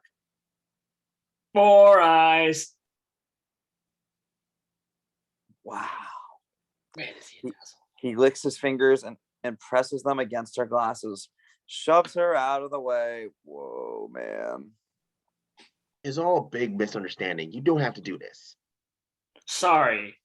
Pledge Delta Pride. It's in our bylaws. What's a bylaw? Scooby walks by, stops innocently in the doorway, ice cream completely covering his face. Duke and the Delts freeze. Holy Cujo, Batman. That's the worst case of rabies I've ever seen. Where'd he come from? Part of our gang. Yeah, and he's a little sensitive about people picking on his friends. Okay, that was awesome. Scooby shakes his head vigorously. Foam flies everywhere. Duke and the Delt mistake this for an act of aggression. Duke immediately unhands Fred, straightens his Oxford collar. We're just playing here. No cause for alarm. You flakes get back to your little convention. We'll finish this later. Bye, Duke. Women are property. She gives him a big in-your-face wave. The Delts cautiously scoot past Scooby. Then Velma yells, Sick 'em, Scoob! Yes! The Delts run away at full speed. The gang laughs. Scooby's tongue swirls around, licking the ice cream off his face. Ruby Roo. Thanks, Scoob. You're all right. The gang heads outside. Fred glances at Daphne, smiles. She acts as if nothing happened, walks right past him. Ooh. Exterior malt shop night. The gang stands in the middle of the parking lot. What's our next step, Velma? Look for more clues. Yeah, but where? Velma's stumped? What was that entry in Kingston's diary? Something talking of taking the secret to his grave. You want to hold a seance? What if a piece of this puzzle is actually buried with him? Jinkies! You're right, Fred. I don't know why I didn't think of that. Saw it in a pirate movie. And now he walks away from her. Come on, gang. We'll take my van. Velma and Daphne follow him. Shaggy and Scooby, don't move. Like, maybe Scoob and I'll just wait here. Oh, go ahead, but you'll forfeit your part of the treasure. Shaggy and Scooby, not over this for a second. Okay, but one more ghost and we're history. Mm-hmm. Exterior back of the malt shop night. The gang is staring at something. Daphne looks repulsed. This is your van? Oh, yes. Close up Fred's van. An early 70s model. The front bumper barely hangs on and the whole van tilts to one side. And you should get that looked at. Dents, stings, and scratches pepper the body. That's the good news. The bad news is it is the ugliest paint job we've ever seen. Faded chartreuse with aqua wave shapes along the top, bottom, and front. Faded orange flowers on each side and groovy red lettering that reads, you've got to be kidding me, The Love Machine. Bar some old hippies. She may not look much at, but she's got personality. Okay, I believe you. The bumper falls off. Yep. Interior Love Machine. God. Driving night. The classic sitting order. Fred driving, Daphne in the middle. Velma shotgun. In the back of the van, Scooby and Shaggy are fixing sandwiches. Where do they come from? They mix all kinds of junk. Surfboard, ladder, big wooden cable spool, mattress, fishing net. Let me see, lives in there. Like, what's all this stuff? Front seat, the van bounces around. It coughs and sputters. It all came with the van. Got all for $300. You actually paid money for this heap? She's been to Woodstock. So was my mom, but I wouldn't want her at school with me. It was a Woodstock 99. Back of the van, Shaggy and Scooby engulf their sandwiches. Suddenly, Scooby starts sniffing like crazy. He paws all over Shaggy, trying to get in his backpack. Scoob, what's gotten into you? But he won't stop. He's going bonkers. Cut it out. Shaggy pulls Kandy's bag of cookies out of his backpack. Well, is this what you want? Scooby nods vigorously. Shaggy pulls out one of the burnt cookies, tosses it in the air. Scooby catches it in his mouth, swallows. His eyes light up. Oh my God, yes. Ruby, Ruby, Roo! Yay! He bounces around the van like a canine pinball. In fact, we hear pinball SFX, sweet sound effects. The van shakes from side to side. The gang watches amazed. Finally, Scooby settles down back to normal like nothing happened. Oh my God. What did you just give him? Shaggy looks at the bag, reads what Kandy wrote on it. Scooby snacks. Got any for us? Yes. Exterior creepy road night. I love the script. The love machine's single headlight cuts through the fog. Trees lurch out of the road, creating a spooky tunnel effect. Ooh. The van passes several hand-painted signs along the way. Beware, turn back now, enter at your own risk. Interior van moving night. It's quiet. Everyone stares at the signs. Like, you get the feeling they're trying to tell us something? No. Exterior Pleasant Dream Cemetery night. The van stops in front of the graveyard to end all graveyards. Hundreds of old tombstones, trees that look like twisted creatures out of a Tim Burton movie. A 10-foot high iron fence surrounds it like Citizen Kane, the kind of fence designed to keep all things in as well as out. The gang hops out of the van, looks around. Are you sure Kingston is buried here? There's only one way to find out. Like, I was afraid you'd say that. Exterior cemetery gate. Moments later, the gang looks through the rusted iron bars. Fred shakes the gate. It's chained. Locked. Oh, darn. It's locked. Guess we can't get in. Let's go. Not so fast, Scooby. Can you get us inside? Shakes his head. Velma yanks the bag of cookies out of Shaggy's backpack, grabs one, dangles it tauntingly in front of Scooby. Would you do it for a Scooby snack? Scooby salivates, shakes his head vigorously. Velma tosses the cookie. Scooby catches it in his mouth. Sweet. Ruby, Ruby, Roo! Yay! In a wild flurry of activity, Scooby digs a tunnel under the fence. Freaking awesome, Johnny. Dirt flies everywhere. We hear drilling sounds, and then the blink of an eye, Scooby is on the other side. Close up, the gang. They're flabbergasted. Shaggy glares at Scooby. Thanks a lot, pal. Scooby smiles guiltily. Big toothy smile. Pearly whites on a dog.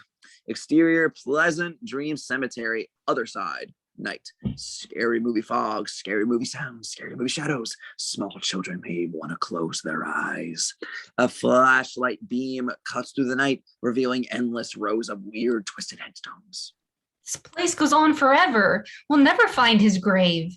You're right. Let's split up. Shaggy, you and Scooby try that way. We'll go this way. Before Shaggy can offer a protest, Fred, Daphne, and Velma have disappeared. Like, how come he always ends up with the girls? The dreary hoot of a screech owl interrupts him, probably from Hogwarts. It's joined by a dismal moan of a whip-poor-will, and the boding cry of a tree toad. A cacophony of ease. Shaggy and Scooby cling to each other, teeth chattering. And we get the kooky spookies. The wind blows. A tree branch grabs Scooby and Shaggy. Yow! Let's rally! They run in place and then break free and fly forward, tumbling ass over teacups across the ground and land on a pair of muddy boots. Shaggy and Scooby stare at the boots and then slowly pan up a pair of slender legs to close up old Hank, ace actuator. The bony old caretaker wearing overalls, holding a shovel over his shoulder. He raises a lantern to his face, makes him look downright dead. What are you kids doing snooping around my graveyard? Like, would you believe we're dying to get out of here? Then get, or I'll have you arrested for trespassing. And tell those friends of yours too. Old Hank limps away, disappears into the fog. Shaggy sees a shiny metallic object on the ground where old Hank has been standing. Shaggy yells at him. Hey, you dropped something.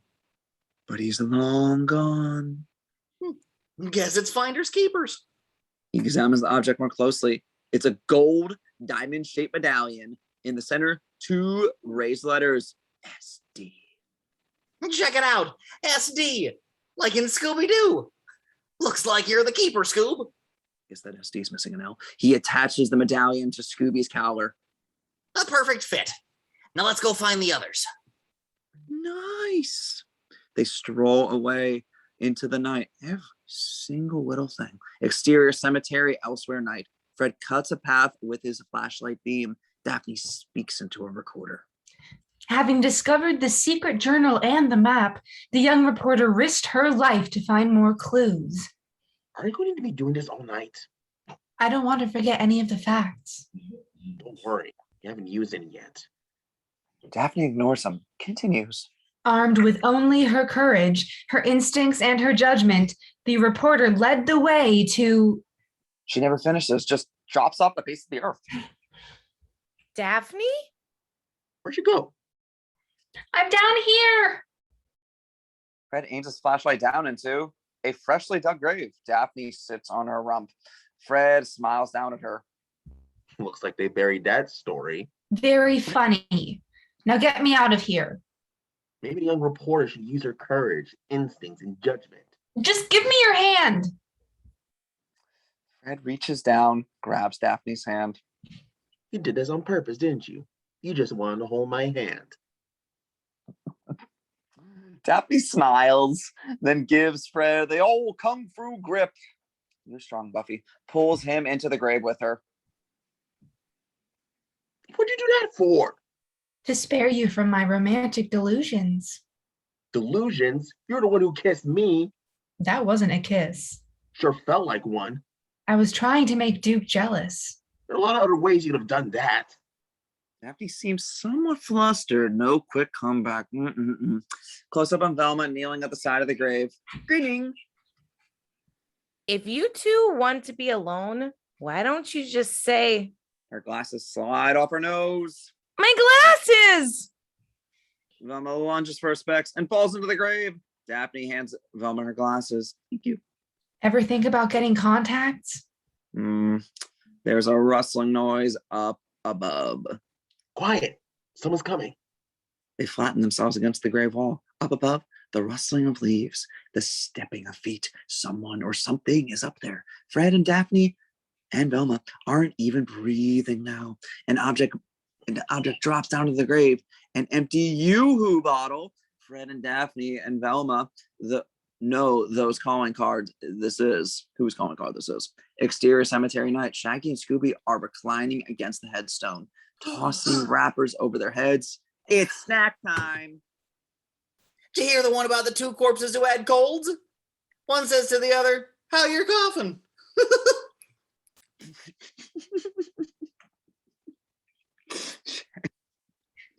Oh my God, that was bad. Shaggy and Scooby giggle.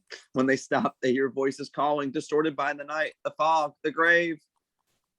Shaggy, Scooby.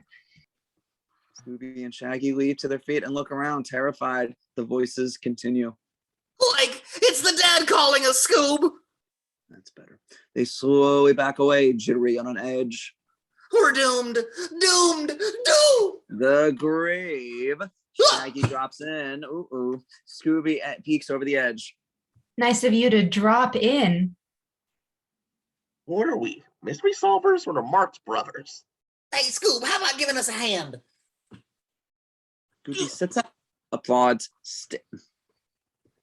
sticks his paw finger in his mouth and whistles. Exterior Pleasant Dream Cemetery. Moments later, night. The gang is all together again, standing in front of a headstone. Well, gang, this is the last grave in No Elias Kingston. Like, that explains why he's running around scaring people. He's got nowhere else to go.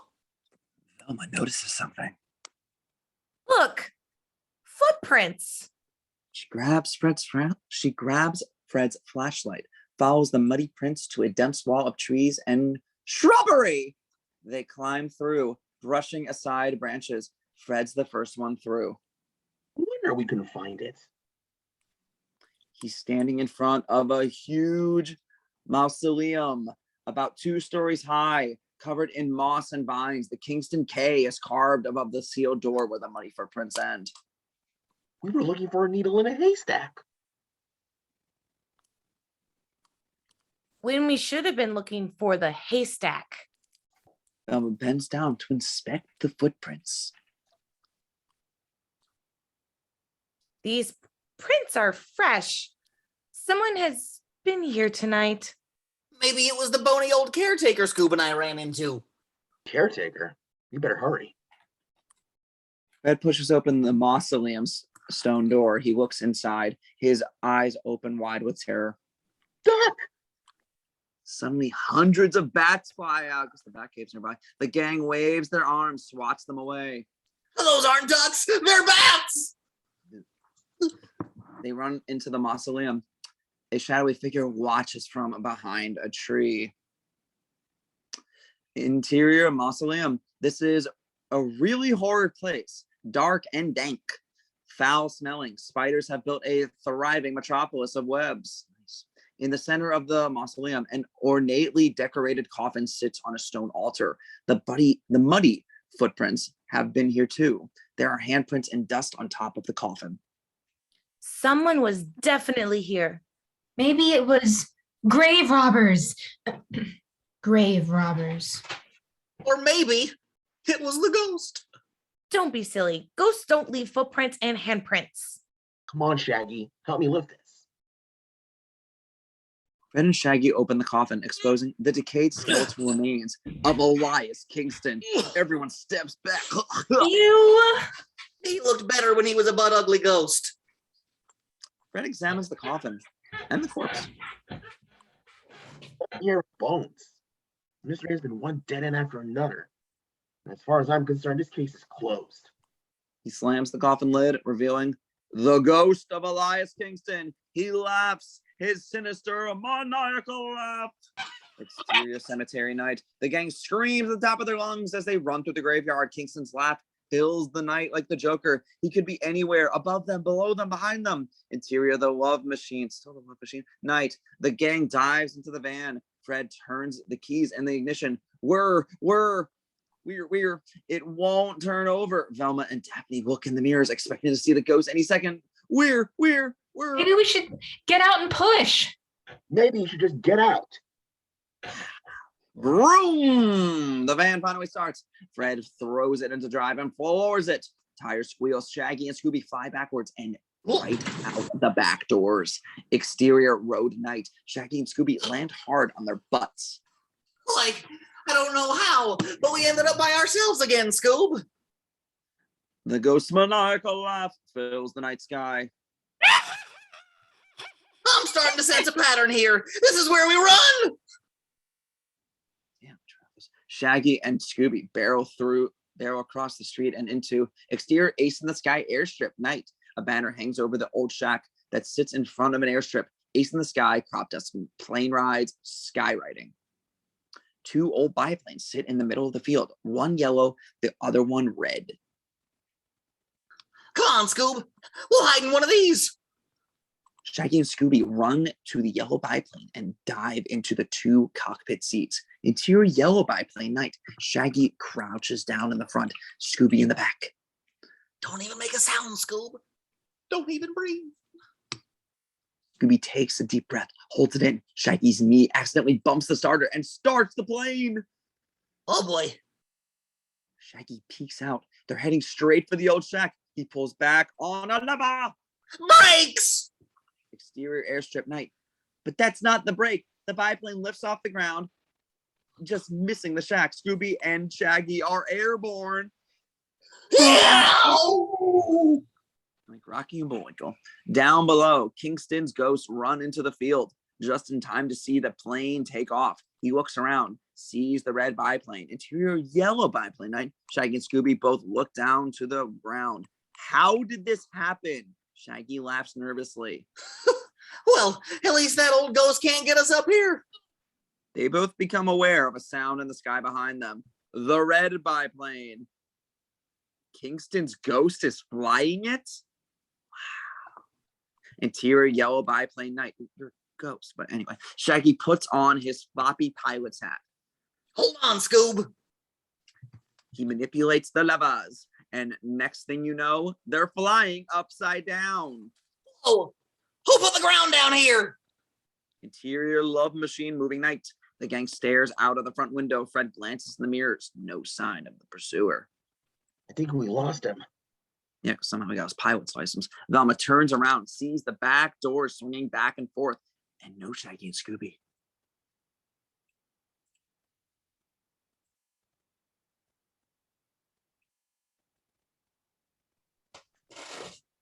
Velma?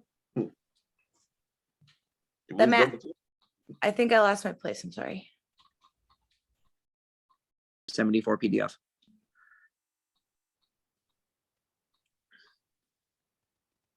That's my PDF. That's not all we lost. The others realize that the gang is 2 heads short. Where'd it go? Upside down, yellow biplane passes right over the van. Shaggy and Scooby's heads are hanging out, screaming. Interior love machine night. Fred, Velma, and Daphne stare out of the windshield, amazed. You gotta start keeping those 2 on a shorter leash. Seriously. He slams on the brakes, turns around. Interior yellow biplane night. Shaggy feverishly manipulates the controls. He pushes all the buttons, including the skywriting button. The plane rotates back to normal, then heads straight up, straight down, spins. Exterior night sky. The plane is a tiny blur. Trailing behind it are a giant wavy letters that spell out Zoinks. Zoinks! Only in the movies, folks. Seriously, that's in the script. Interior yellow biplane night. Back on the straight narrow. All is calm once again. I think we lost him. The ghost plane rises up right behind them. Its propeller starts chopping their tail into kindling wood. Oh, this is a psycho. Scooby and Shaggy watch as their tail disintegrates and the roaring propeller munches its way forward. We're gonna need a little firepower, Scoob. Shaggy digs in his backpack, pulls out a bag of marshmallows. He rips the bag open. Open the hatch. Scooby opens his mouth and Shaggy dumps the marshmallows inside. Scooby's cheeks puff out like a chipmunk's. Lock and load. Oh my God, yes. Scooby faces the red biplane. Shaggy grabs his tail. Fire! He cranks Scooby's tail like it's a Gatling gun crank.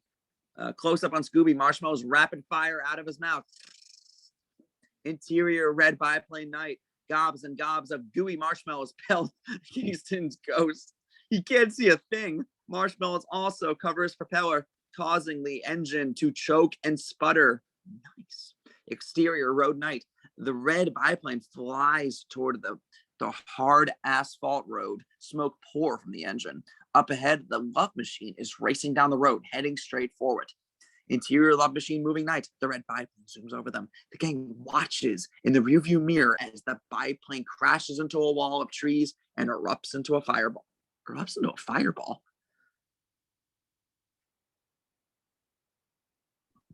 Who is in that plane? Smack! The ghost's gooey head appears in their windshield. He's on the roof. Big screams. Fred yanks the wheel left and right, trying to shake him, but the ghost sticks to the van like a gooey marshmallow. He disappears back on the roof. Where'd he go? Where'd he go? Daphne looks out of Fred's side window. Screams! Kingston's ghost is staring in at them, hanging from the sky rack. He pulls open the side door, grabs for the wheel. Give me the map. The ghost grabs Fred around the neck. The map or your life. Let go of him. She tugs at the ghost's arm. He's ghastly green. His ghastly green hand comes off. Ew. Daphne screams, tosses it in the back of the van. The ghost climbs back into the roof. Take the wheel. Onto the roof. But before Daphne can protest, Fred is out of the door. Daphne scoots over into a seat, steers. Exterior, love machine, moving, night. Fred and Kingston's ghost face off on the roof. I want that map. Why? Been dead so long you forgot where you buried your own treasure? The ghost lunges for him with lightning fast reflexes. Fred ducks out of the way. They face each other again. That treasure belongs to me. Fred doesn't move. A big smile spreads across his face. Okay, you win. What? Fred drops down to his knees. The ghost looks confused. Then hears something. He turns around. Smack! The wheels of the yellow biplane knock him off the van. He tumbles down the road like a rag doll. Ruby, Ruby, Roo! The ghost stands with the gang grabbing his arms, restraining him. They grab at the ghost's head, only to have the whole thing come off like a mask. The gang all gasps. Professor White? Right? And I would have gotten. And I completely forgot what accent I was doing. And I would have gotten away with it too if it weren't, well, actually, I was just about to give up when the kids found Kingston's secret room and the map. The map hasn't been much help. White ponders this for a moment. Why don't you let me have a look? I can make sense of it and I'll split the treasure with you. 50-50. Why should we trust you? You tried to kill us. You tried to chop up our plane. You tried to strangle me. Oh, that. I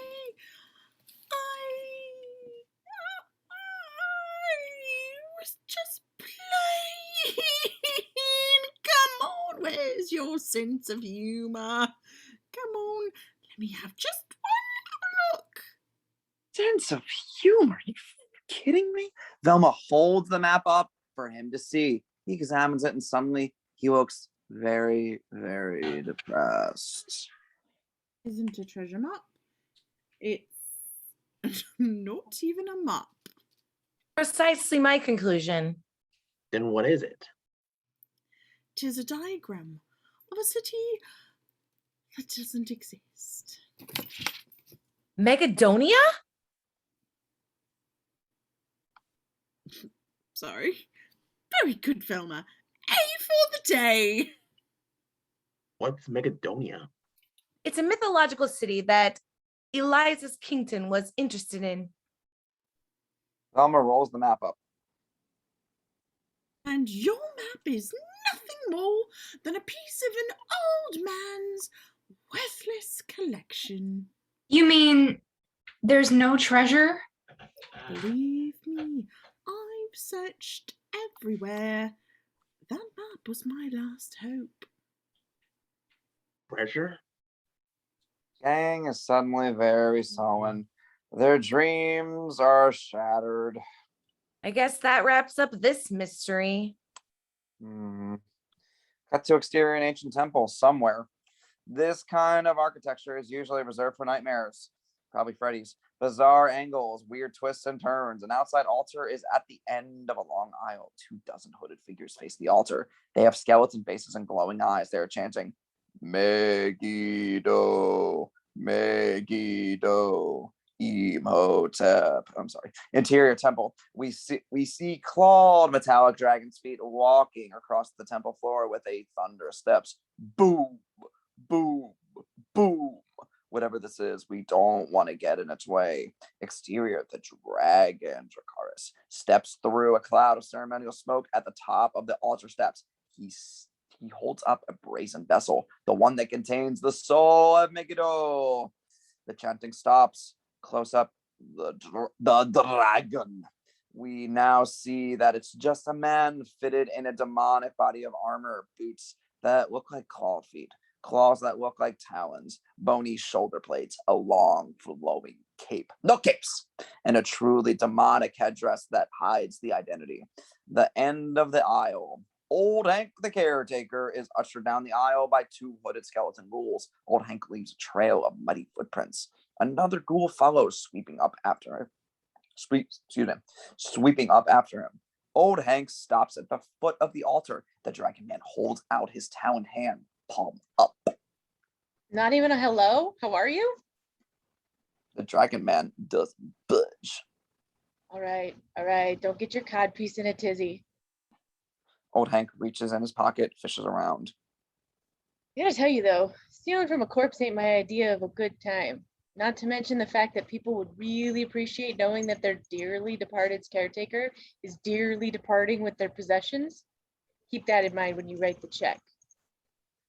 Old Hank.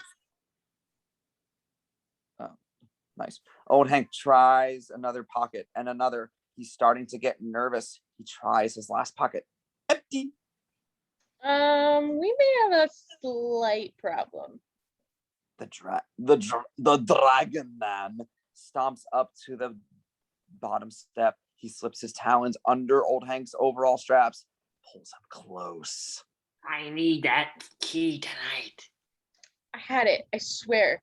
It was right here, and those meddling kids. What kids? There were some kids in the graveyard. I ran into one of them, a boy with this goofy looking dog. I must have dropped it and, he mugged me. Yeah, that's it. Silence! The dragon man closes his hand. The razor sharp talons slice through Old Hank's overall straps. The overall falls to the floor. Yeah, I think it's a dragon cat. Old Hank turns red, quickly hikes his pants back up.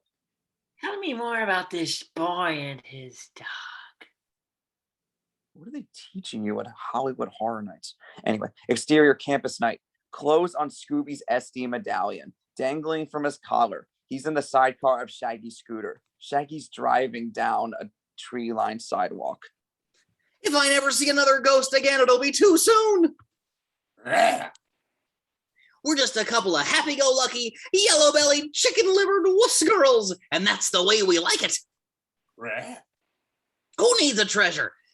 Just because we don't have any money. The scooter starts to slow down as Shaggy gets more and more depressed. And no one wants to hire us. And we can't go back to our room. Scooter putters to a stop. Scooby pokes his head out. But we still got each other, don't we, pal? Right. Scooby licks Shaggy's face, and Shaggy stares at the building in front of them. His eyes light up as he reads the name. Pemberton Hall! I almost forgot! He hops off the scooter. Things are looking up already, Scoob. Wait here. I'll be right back. Shaggy walks up the dorm's flower-lined sidewalk. He pauses for a second to pick some of the flowers. Scooby watches, disgusted. Randy. Hell hath no fury like that of a jealous Scooby. Interior Pemberton Hall night. Shaggy strolls down the hallway. Several college girls walk by. Look at him and start giggling. Shaggy self-consciously fixes his hair. He stops at a door with fast food stickers all over it. He takes a deep breath, closes his eyes, and the door opens. Shaggy knocks on Kandy's forehead. Shaggy, what are you doing here? Just like Patrick's parents or quote unquote parents did him. Anyway, he hands her the flowers, dirty roots and all. She's flattered. Thanks, Shaggy. You want to come in? Maybe just for a minute. He walks in, the door closes behind him. Interior, Love Machine Night. Fred stops outside Daphne and Velma's dorm. Here you are. Last up. They're all very quiet. Reluctant to say goodbye, Daphne grabs her rollerblades from the back of the van. Guess this is it then, huh? We can all get back to our own lives now. What was it? A klutz, an egghead, a dimwit, a dog. And a jerk. Daphne blushes. Oh, yeah. I can't believe I was out this late on a school night. Is this what it feels like to have a social life? You're a regular party animal now. Interesting. Velma and Daphne get out of the van. We'll see you two around. Daphne looks back at Fred. Sorry about the jerk thing. Sorry about the klutz thing. He smiles, closes the door. Fred looks sad, alone, drives away. Exterior girls' dorm night. Daphne watches Fred's van drive away, then follows Velma. We may not have found a treasure, but we solved the mystery of Kingston's ghost. That was fun. We should do it again sometime. Maybe start a club. Except we're all out of ghosts. I just hope Max will run my story. My recorder! It's in the van! She runs out to the road. The van disappears around a corner. Ah, jeepers. She hurriedly puts on her blades. Exterior street, moments later, night. Daphne blazes awkwardly down the street, tailing Fred's van, huffing and puffing, trying not to lose him. The van drives into a park, stops. Exterior park night. Daphne stops behind a tree. Actually, she stopped by the tree. Okay. She watches and watches, but Fred never gets out of the van. She blades closer. Exterior Love Machine Night. Daphne rolls up to the front windshield, looks inside. Daphne's POV inside the van. Fred is sitting at the wooden spool table doing homework. The old mattress is made up like a bed. A single candle provides the only light. Close up, Daphne touched, bubbling over the motherly instincts. It's his home. I kind of called that one. And then her feet roll out from under her. She falls hard, makes a big noise. Interior Love Machine Night. Fred looks up, startled. Exterior Love Machine Night. Fred hovers over Daphne, reaching down for her. You did this on purpose, didn't you? So you could hold my hand again. Daphne grabs his hand. No tricks this time. Fred pulls her up, and she falls right into his arms. It's an awkward moment, and then... Are you going to invite me in? Exterior, Pemberton Hall night. Scooby paces back and forth along the side of the building, growing impatient. Oh, Scooby. He looks through a dorm room window. No one inside. TV on. The dog channel logo in the corner. Scooby lifts the window, pokes his head inside to watch. Close up TV screen. A grainy home movie shows a young couple in their quintessential suburban backyard. Happy, in love, laughing. Yes, a dog can be a great pet for the whole family. See how the children adore him.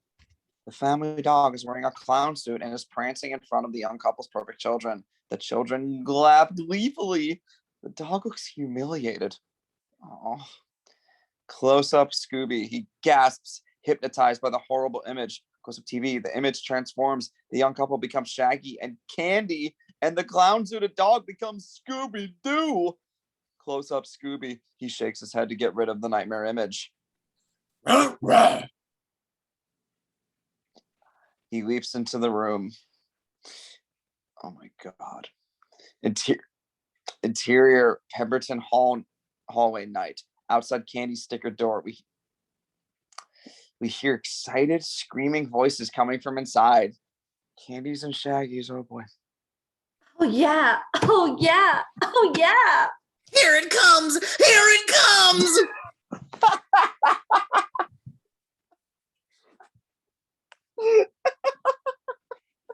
Oh God. Interior Candy's dorm room night. An aluminum Jiffy Pop bubble grows and grows and explodes.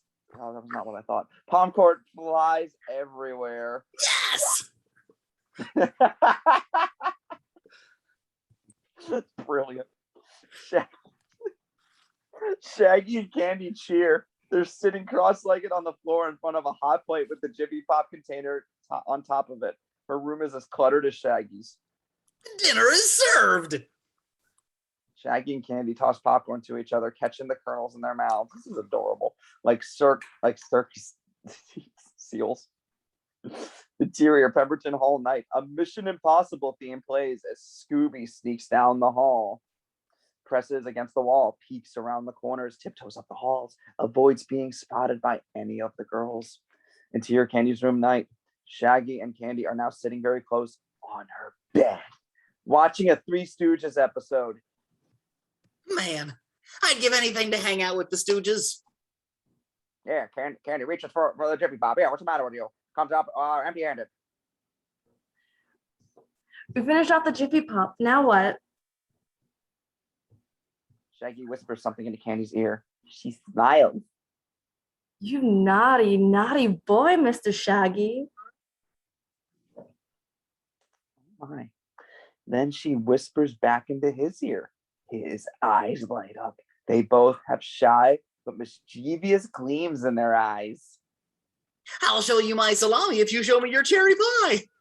Oh my God. Okay. Oh my God.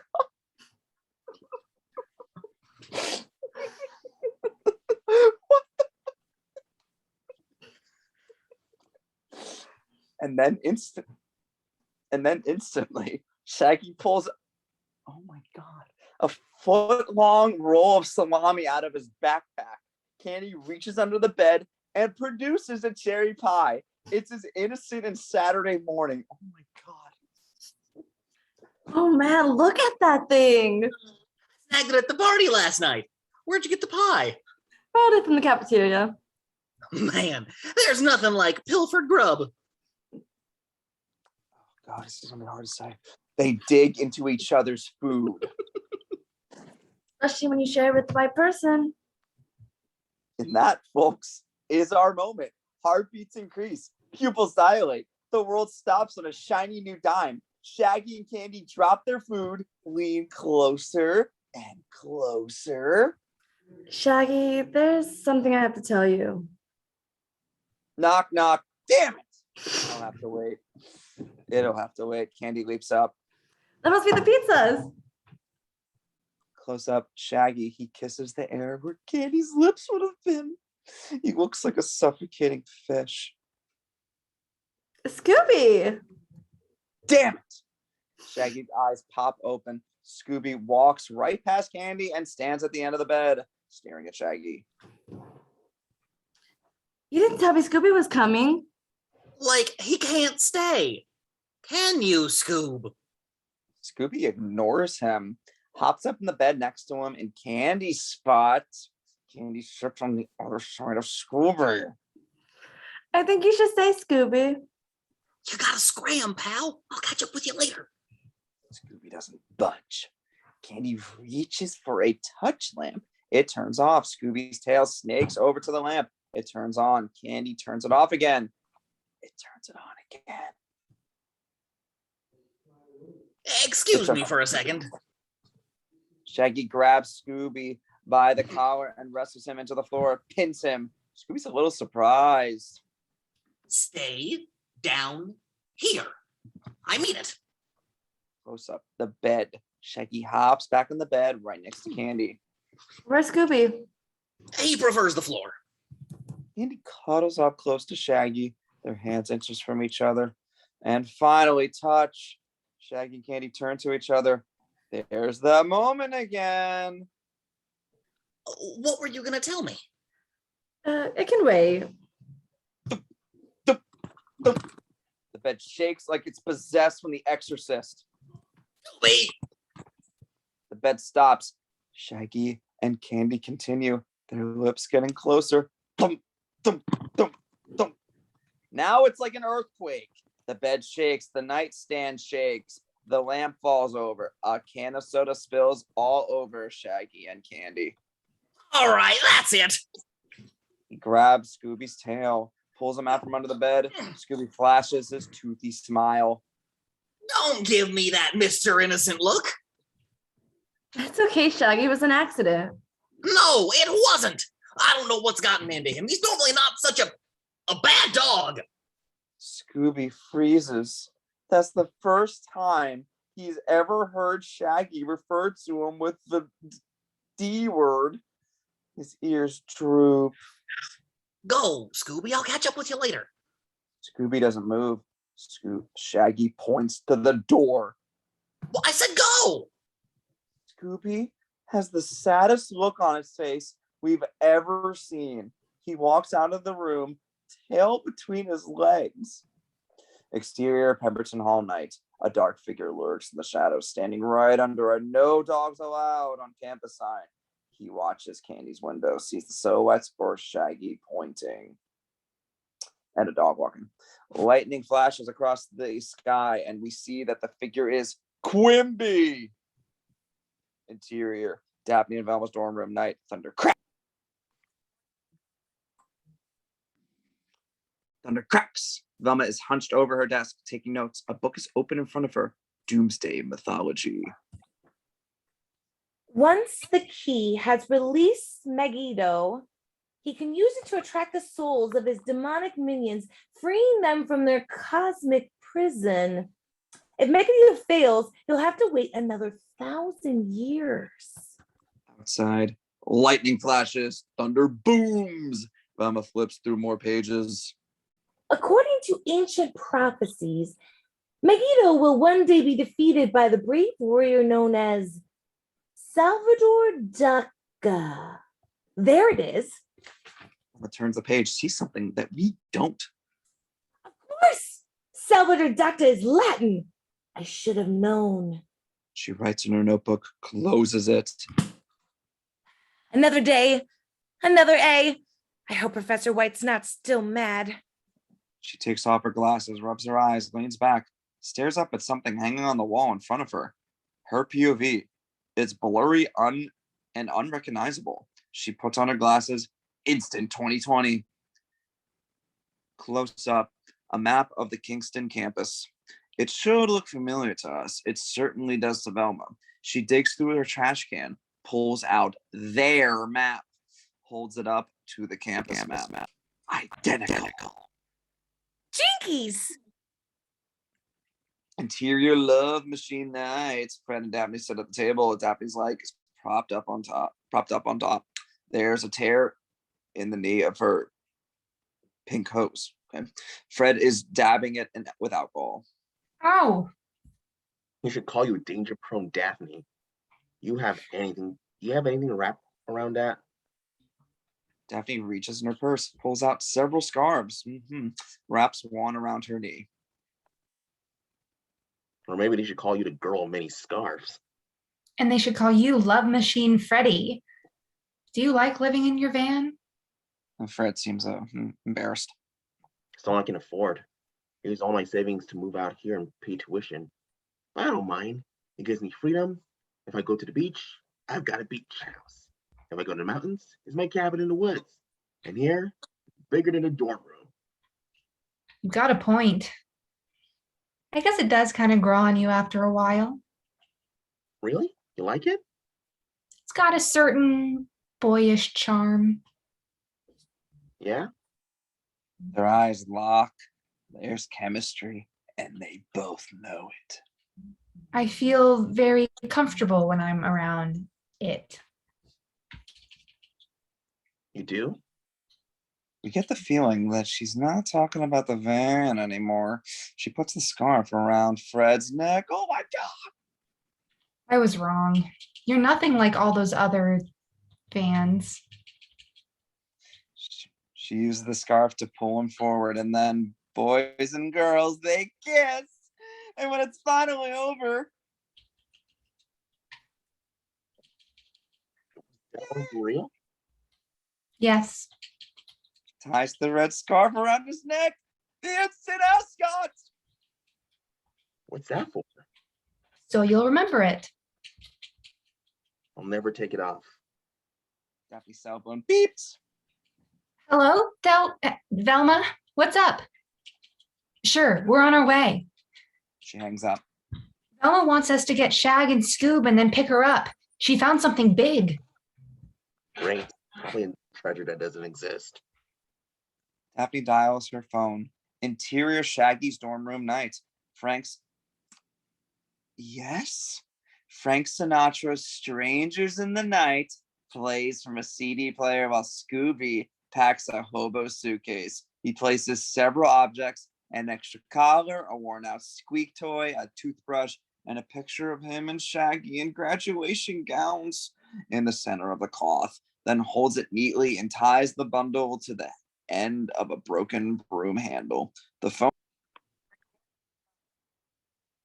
phone rings and rings. Scooby ignores it. He takes one last look at the room. A tear drops from his eye.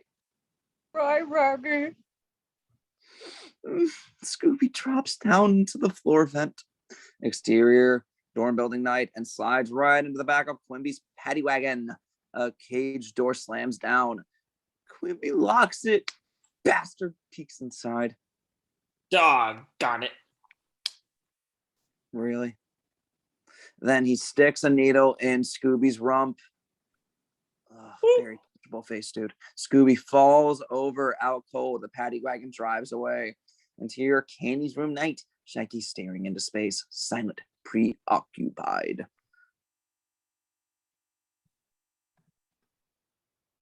You okay? Yeah. How about some TV? He clicks the remote. George Jetson gives Astro a big hug. Click. Little Timmy gives Lassie an even bigger hug.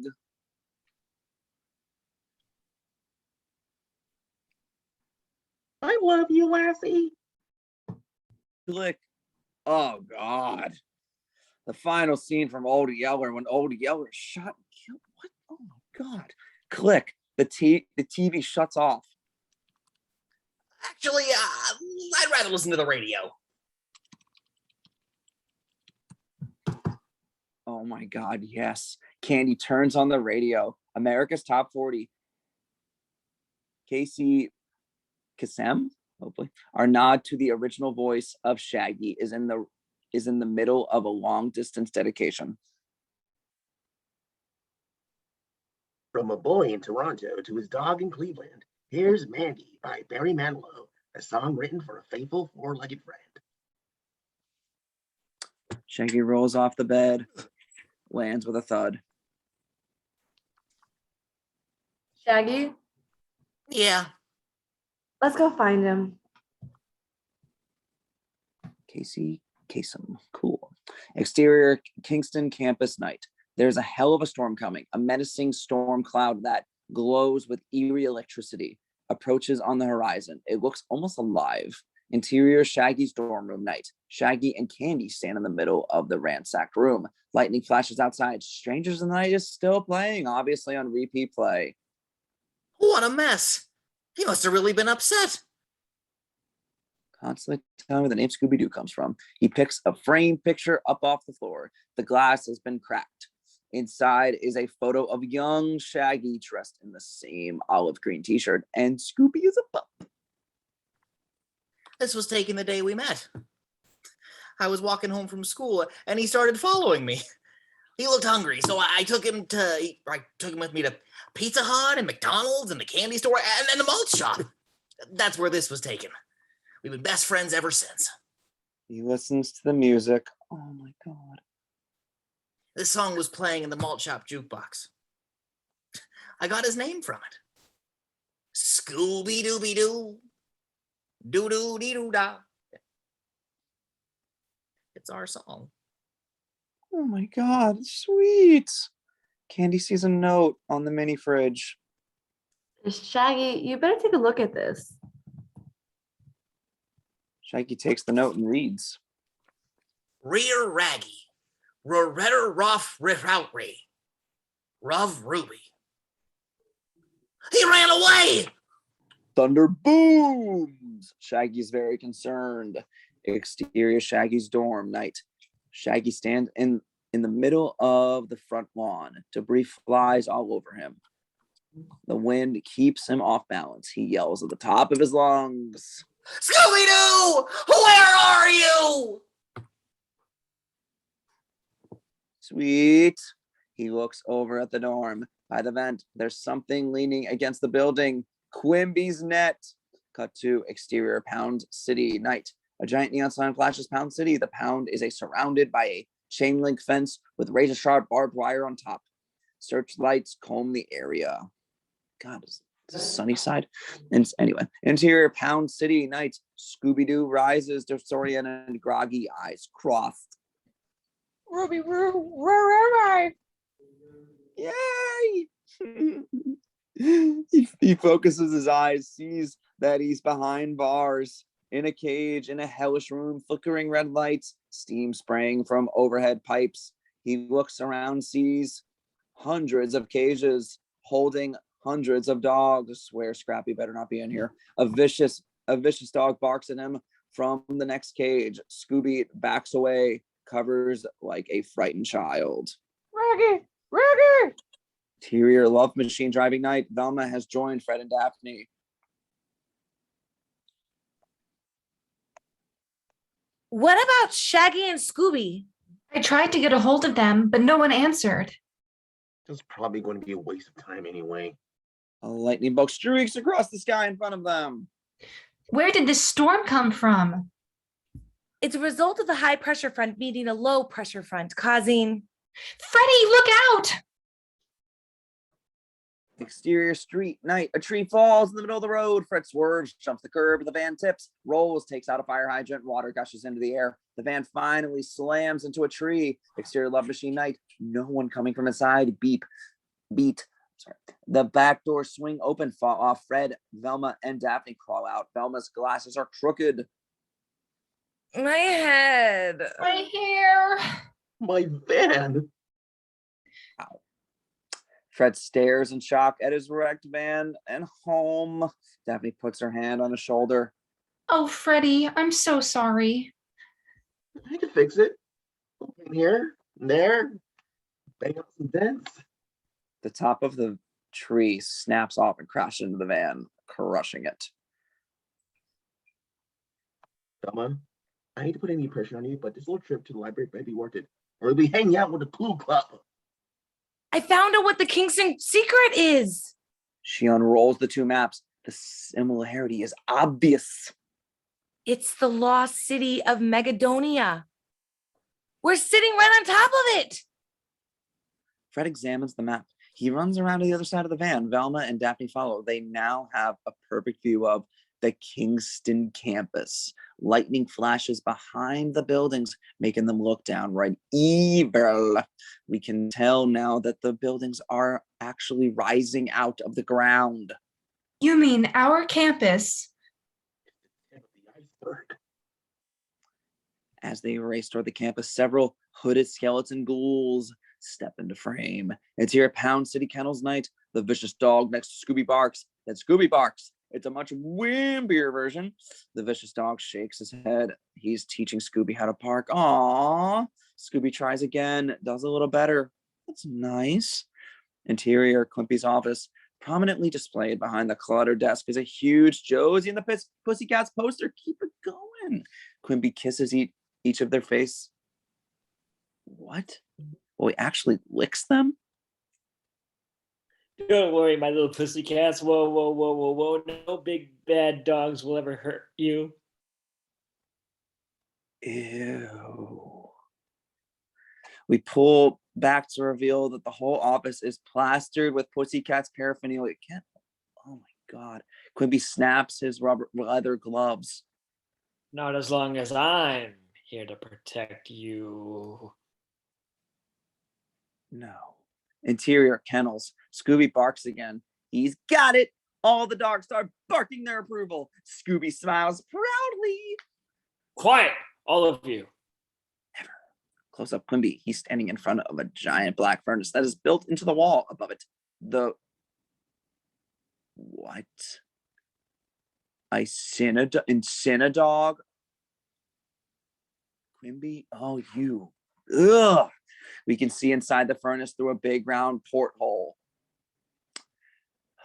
Quimby pulls a lever, flames roar inside. He presses a button.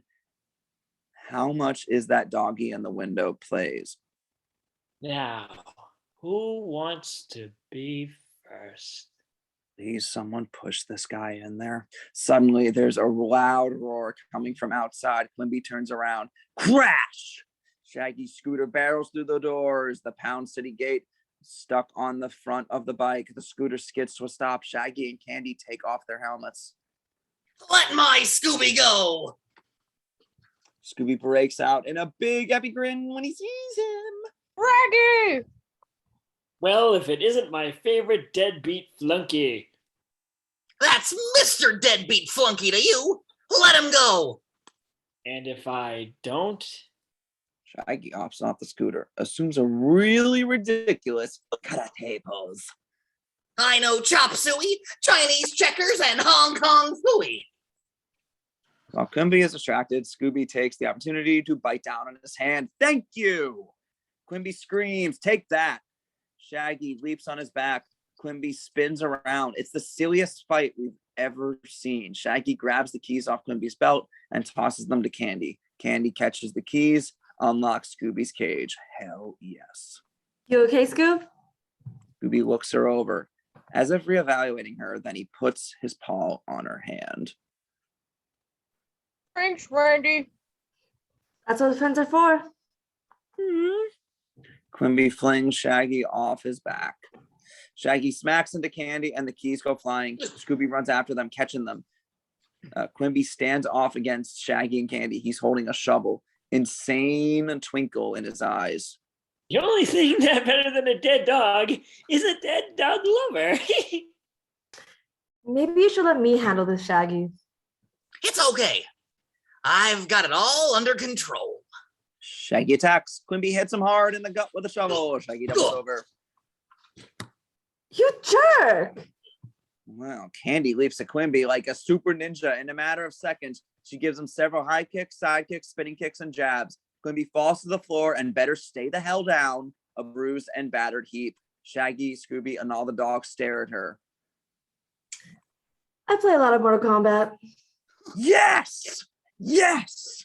Scooby gives Kandy the keys. She opens the cages. Scooby barks to the dogs. They bark back. Scoob! I didn't know you could bark! Scooby puffs out his chest. He says proudly, I'm a frog. Shaggy gives him a hug, squeezes him with all his heart. And you're my best friend in the whole world. I'm sorry I yelled at you, pal. I was being selfish.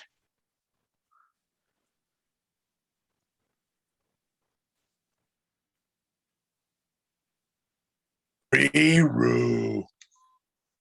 What do you say we get out of here and have some fun? Just the two of us.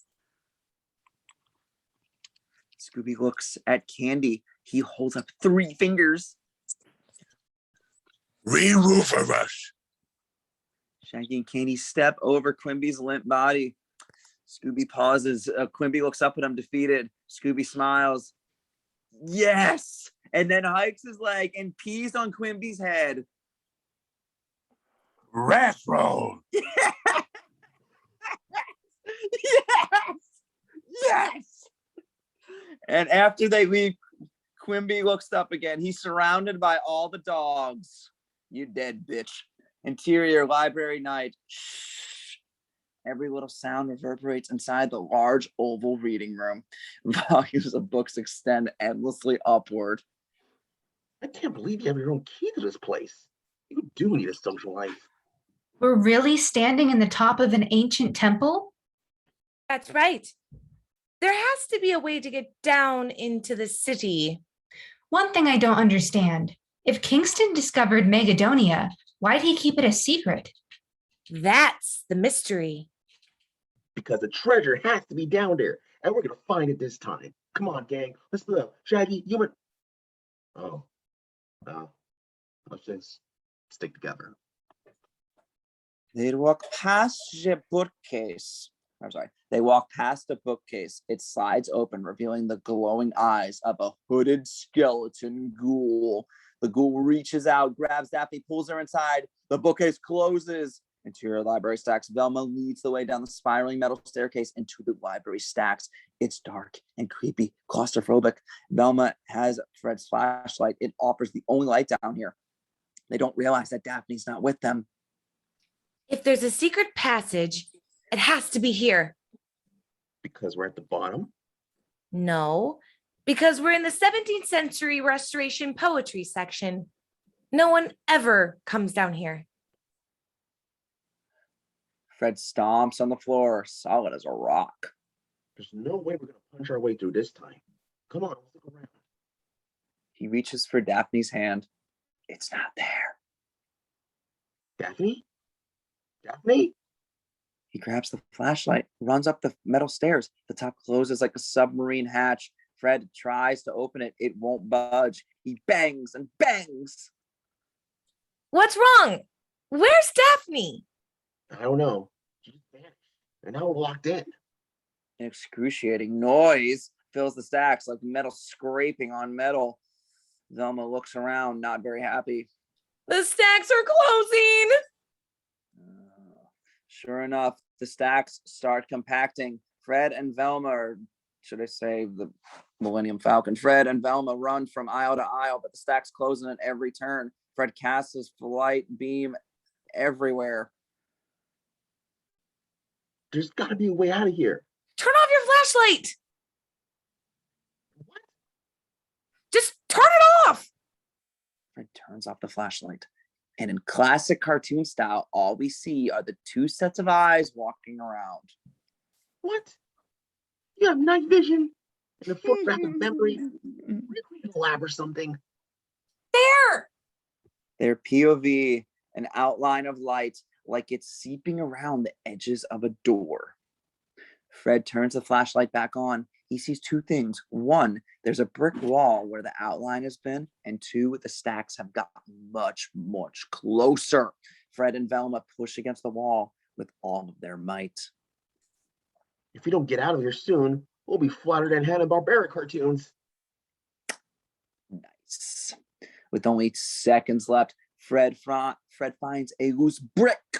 He pushes it, and the wall rises. Fred pulls Velma inside just as the stacks slam into each other. Interior secret passage. It's a chute. Fred and Velma slide down, screaming the interior chamber, and land in a big chamber. Not going to see the Pirates of the Goonies, are we? Daphne is in the middle, gagged and tied to a chair. Daphne, are you okay? Takes the gag out of her mouth. Oh, Freddie. Don't worry, we'll get you out. Evil laughter comes from behind them. It's the Dragon Man and several of his ghouls. Ruh-roh. Scooby Doo, we could use you. Nice. Exterior Pemberton Hall night. Scooby Scooter is parked outside. Two hooded skeleton ghouls are standing over it. Interior Pemberton Hall night. Kandy strides confidently down the hall. I feel stupid. You can go back to your place and we can have guys in our rooms after curfew. Close up, Shaggy and Scooby following Kandy, both wearing dresses. We'll never get away with this. I've got whiskers and Scooby's covered in fur. Trust me, our dorm mother will never notice. Oh, God. Several other girls are escorting their dolled-up boyfriends to their rooms. The guys all nod silently to each other. Your dorm mother must be blind. A short, bun-haired lady with 2-inch thick glasses steps in front of them. It's Mrs. Bird, the dorm mother. She gets about an inch away from Kandy's face. Kandy, is that you, dear? Yes, Miss Bird. And who are these lovely ladies? These are my cousins. Shagna and Scoobette. Mrs. Bird gets in their faces, scrutinizes them. You girls be careful. Power may go out tonight. Mrs. Bird walks away. right past a girl with a 300-pound boyfriend with a big bushy beard and a frilly pink dress. Evening, ladies. Wow. Kandy, Scooby, and Shaggy turn down her hallway. It's empty and quiet. And very quiet. Kandy opens the door. Two glowing-eyed hood skeleton ghouls are standing inside. Both Shaggy and Kandy's hair sticks straight up. Zoinks! The ghouls reach out for them. Kandy kicks one of the ghouls in the groin and maces the other one. Then she, Scooby, and Shaggy take off running down the hall. Like, you didn't tell me you had skeletons in the closet. They're not mine. They round a corner. More ghouls coming from both ends. Kandy pulls Shaggy and Scooby into a stairwell. They run up the stairs. The ghouls follow. What are those things? Why are they chasing us?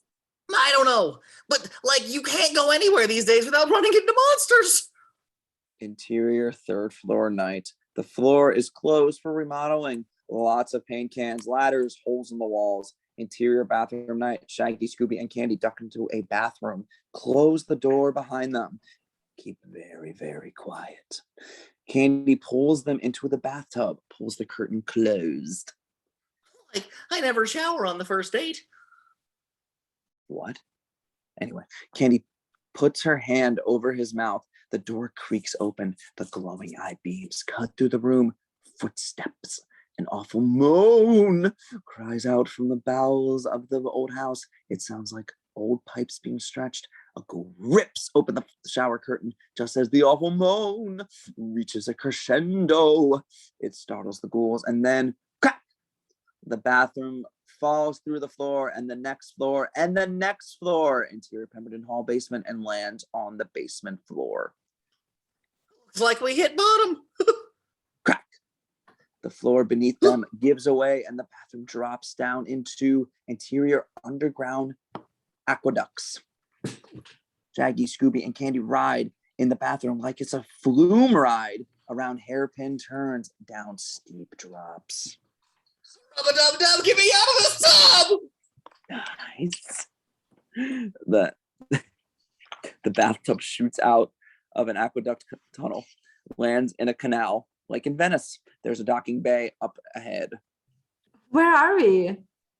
They paddle with their hands. Like, I bet wherever it is, it's old, abandoned, and haunted. They only do doggy paddle. Exterior temple. Fred, Velma, and Daphne are on the altar, tied up. The dragon man stands before them, as does old Hank. This is your last chance. Where is the key?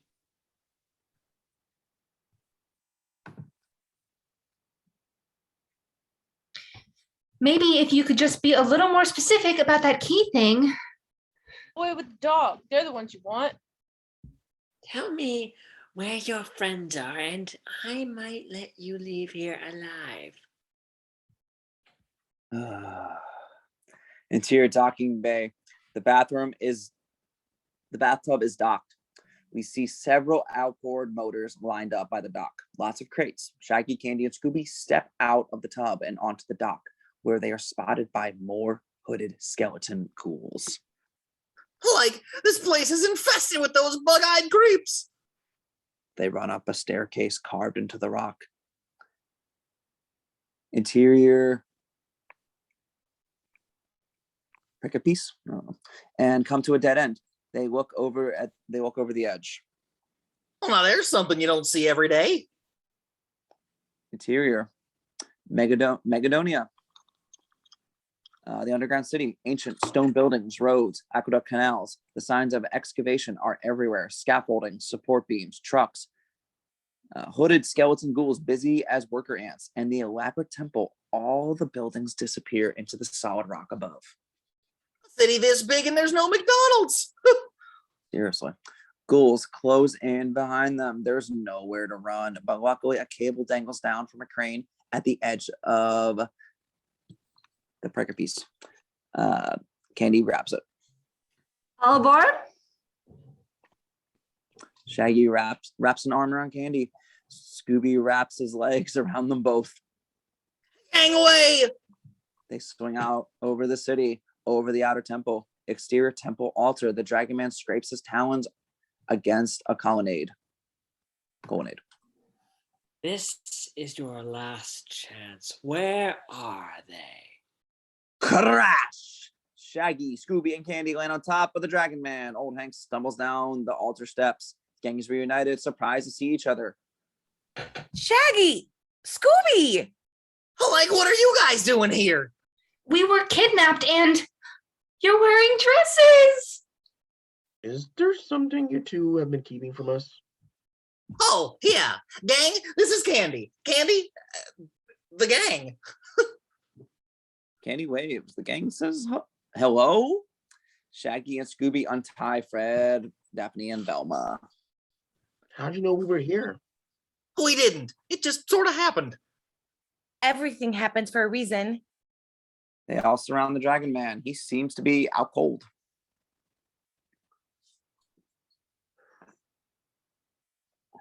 Any guesses? Bluestone the Great, the missing magician.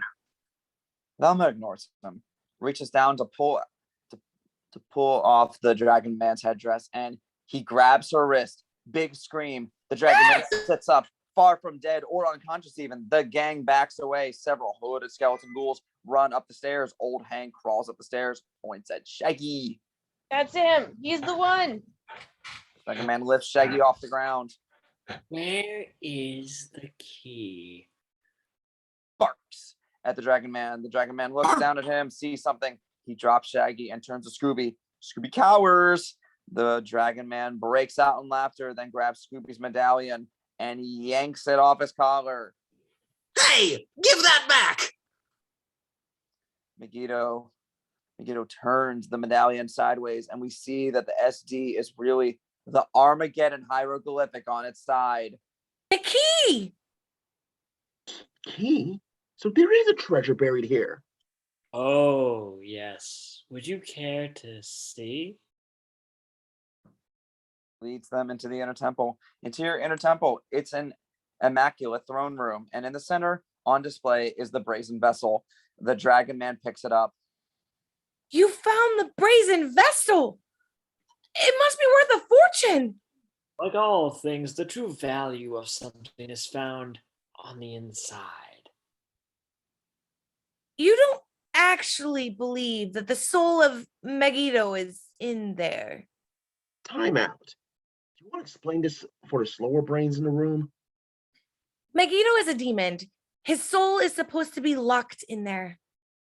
Like, what happens if he gets out? Armageddon. The word hangs there for a moment. Armageddon? Like in Armageddon, out of here! Shaggy and Scooby run for the exit and slide to a stop. The hooded skeleton ghouls are blocking the way out. It's just a myth. Oh, it's no myth. And tonight, Meggido will live again, and so will his army. He presses an insignia on one of the walls. The wall rises, revealing a stairway that leads into interior, an endless chamber, probably of secrets. Thousands and thousands of stone demons fill the chamber. Every gargoyle in the world must be in here. There are also several trucks in here. Hooded skeleton ghouls unload crates, pry them open, and take out yet another demonic statue. All they need is a little soul. The Dragon Man stands among the statues, inserts the key into the brazen vessel. Enjoy the show. There's a blinding flash of light. The vessel glows. Multicolored beams of light shoot out, engulf the Dragon Man. Close up the Dragon Man. Real demon feet burst out of the boots. Real talons pierce through the gloves. The cape falls off and leathery wings spread out of his back. Horns grow out of his head. The headdress splits in half, revealing a very scary demon face. The face of Meggido. He's over 7 feet tall. Free at last! Free at last! Meggido, the red-nosed reindeer. The gang can't believe what they're seeing. Can't be real. It's just a trick. Look awesome, Jarod. She walks up to Meggido, stops in front of him, pokes him. Excuse me. Meggido bends down, gets right in her face, snarling. Yes. If you think we're going to fall for your little smoke and mirrors show, then you obviously don't know who you're dealing with. It's obvious that this is a rubber suit. She grabs Meggido's nose and pulls. Velma, I don't think you want to be doing that. Velma pulls harder and harder on Meggido's face, but it won't come off. He seems amused by her. Velma, get back over here. That's not a mask. By now, Velma's climbed up on Meggido's back. She's beating on his head, pulling his horns. She's losing control. It was all done with projectors and mirrors and tape recorders and wires and... Meggido grabs her and holds her in front of his face. Then he lets out a roar that would scare a T-Rex. Very good what he just did. Velma's hair blows straight back. One of her lenses cracks. Oh no. Meggido gently sets her down. Velma wobbles back to the gang. I believe I might have been mistaken. Meggido steps over to them, looks them over. Now, who wants to be my bride? His forked serpent tongue slithers in and out. It's been a long time, if you know what I mean. He looks down at Shaggy and Scooby, both still in dresses. Ugh, but not that long. He looks at Velma, Daphne, and Kandy, grabs Kandy and flies up through a solid rock ceiling. Kandy! Rocks fall all around them. The ground shakes like an earthquake. The ghouls surround the gang. I don't like these odds. Fred sees several massive truck tires lined up behind him. The hooded skeleton ghouls close in, backing the gang even closer to the tires. Gang, let's roll. And now, boys and girls, it's time to begin the classic Scooby Doo chase montage. A super happy bubble gum pop song, a bit updated and edgy. David Jones meets Weezer or Green Day plays throughout. Close up the gang. They each climb into a tire and roll straight for the wall of ghouls. The ghouls scatter like bowling pins. Exterior temple. The tires roll down the stairs, down the aisle. Interior Meggidonia night and into the heart of Meggidonia. The gang climbs out of the tires. Fred, Daphne, and Velma run one way. Shaggy and Scooby run the other way. Ghouls chase after all of them. Shaggy and Scooby. Ghouls hot on their tail. Shaggy and Scooby around a corner. The ghouls round the corner.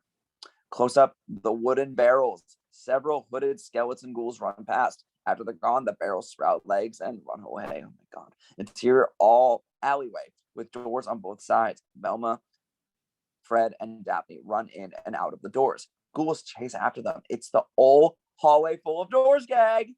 You go in one door, come out the other one. Exterior Meggidonia streets. Shaggy pushes a cart with Scooby in it. He hops on. They ride the cart right over a bunch of ghouls and down a staircase. Exterior other Meggidonia streets. Fred, Velma, and Daphne ride in a minecart back and forth across a multi-level track.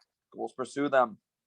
The track comes to an abrupt end above one of the canals. The gang leaps out at last second, and the ghouls plunge into the water. As the happy song fades out, our classic Scooby-Doo chase montage comes to an end. It was brilliant. Interior, underwater dock. The gang is all together on the dock. No boats around, only the bathtub and the outboard motors. Get in the tub. They climb into the tub. Fred straps the motor on the back, and then he's grabbed from behind by one of the ghouls. They struggle. Fred grabs the ghoul's skeleton face and pulls it off. I knew it. It's Duke. Duke? You never mind your own business, do you, pledge boy? Knew he was a dick. He sucker punches Fred. Duke sees Daphne in the bathtub. Hey, Daphne, let me know when you want to take a bath with a real man. Ew.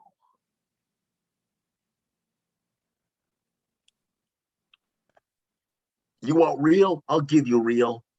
And Fred goes ballistic. Here's real mad.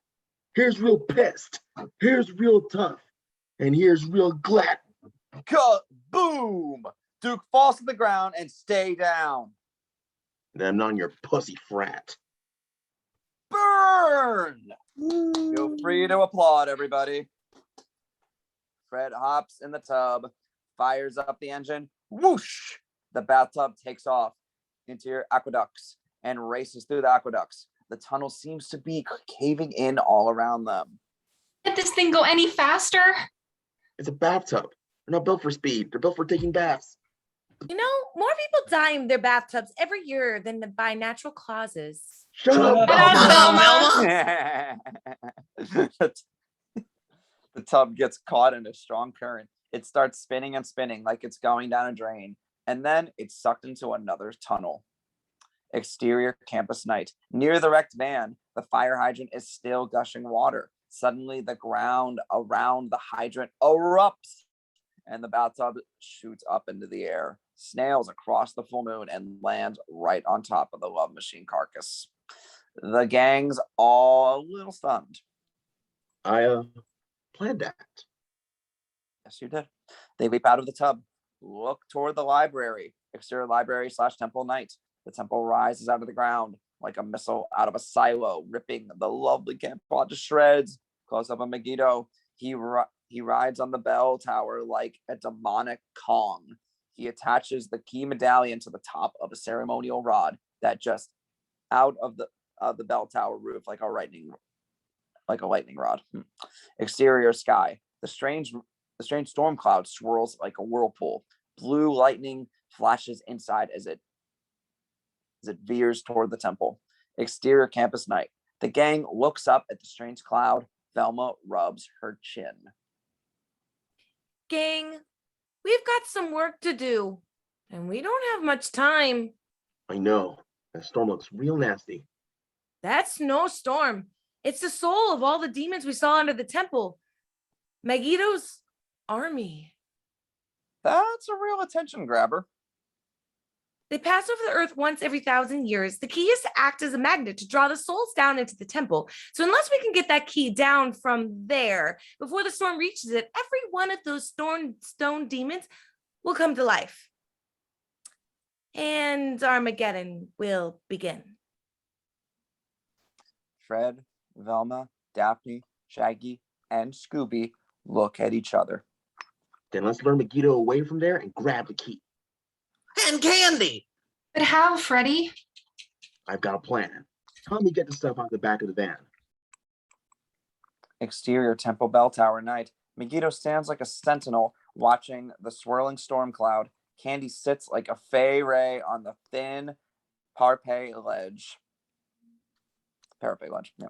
She's scared. Can't bring herself to look down. It's your gymnasium night. The gang stands around Fred at center court. Shaggy and Scooby are dressed normally now. What's normal? The trap has been set. There's a surfboard lying in front of the doors, a mattress leaning against the ladder at the other end of the gym, a net spread out on the door in front of the mattress, a rope that leads from the net up over the rafters and over to the giant wooden spools teetering at the edge of the upper level seats. I'll let Fred explain. After all, it's his trademark. We'll lure Meggido into the gym. He steps onto the surfboard that has the wheels of Daphne's rollerblades under it. When the door closes, it will strike the match and light the fuse that will ignite the flares under the surfboard. The surfboard will rocket across the floor and into the mattress. The mattress will knock over the ladder, which will pull the stoppers out from under the wooden spool. The spool will roll off the edge of the upper level and hoist the net into the air with Meggido inside. Any questions? Yeah, do you really think this crazy contraption is gonna work? All we need is someone to lure him in here. Everyone turns to Scooby. He realizes he's the bait. Ruh. Then he starts acting like he's sick, coughing, moaning, teeth chattering. He falls over, plays dead. Knock it off, Scoob. Right on time.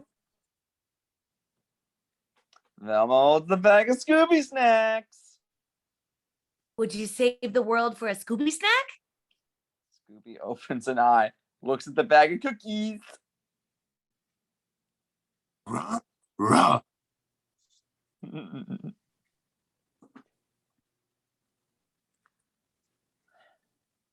Please, Scooby. Come on, pal. Do it for Kandy. Do it for all mankind. Velma pulls out another Scooby snack. Would you do it for 2? Scooby leaps to his feet. Hooray! Velma tosses the cookies. They fly gracefully through the air in slow motion. Music swells. It's an epic moment. Close up of Scooby. He leaps into the air, swallows the Scooby snacks. He lands on his hind feet, grabs a basketball, and dribbles down the court. He leaps, spins, and slam dunks the ball. Air Scooby! Buzzer sound, and lights flash. Whee! Confetti falls. The overhead scoreboard flashes the message. Just do it! Ruby, Ruby, Roo! Exterior bell tower night. Meggido is perched between the pudgy gargoyles. He hears barking down below. He looks down at the campus, sees close-up Scooby in front of the library. He makes faces. He makes armpit farts. He gives Meggido a big wet raspberry. Exterior bell tower night. Meggido leaps off the tower and soars down. Exterior temple steps night. Shaggy and Velma watch Scooby run across the lawn and Meggido soaring down after him. There they go. Let's move. They charge up the steps, commando style. Interior gymnasium night. Fred and Daphne are on top of the bleachers, watching the door. Scooby runs in, steps to the side. He's in. Cut the power. Daphne flips a switch and the lights go out. They watch the door. No sign of Meggido. Come on. Come on. Interior bell tower night. Shaggy and Velma climb out of the trapdoor in the floor. An opening leads out onto the power pipe, which runs around the tower. A huge stone bell hangs in the middle of the belfry. You get the key. I'll find Kandy. Velma opens a roof access door in the ceiling. A ladder lowers. She climbs up. Exterior parapet night. Shaggy's head sticks out. He looks around, turns his head right into one of the stone gargoyles. Yikes! He calms himself. All right, Shaggy. For once in your life, don't be a chicken. He climbs out of the parapet.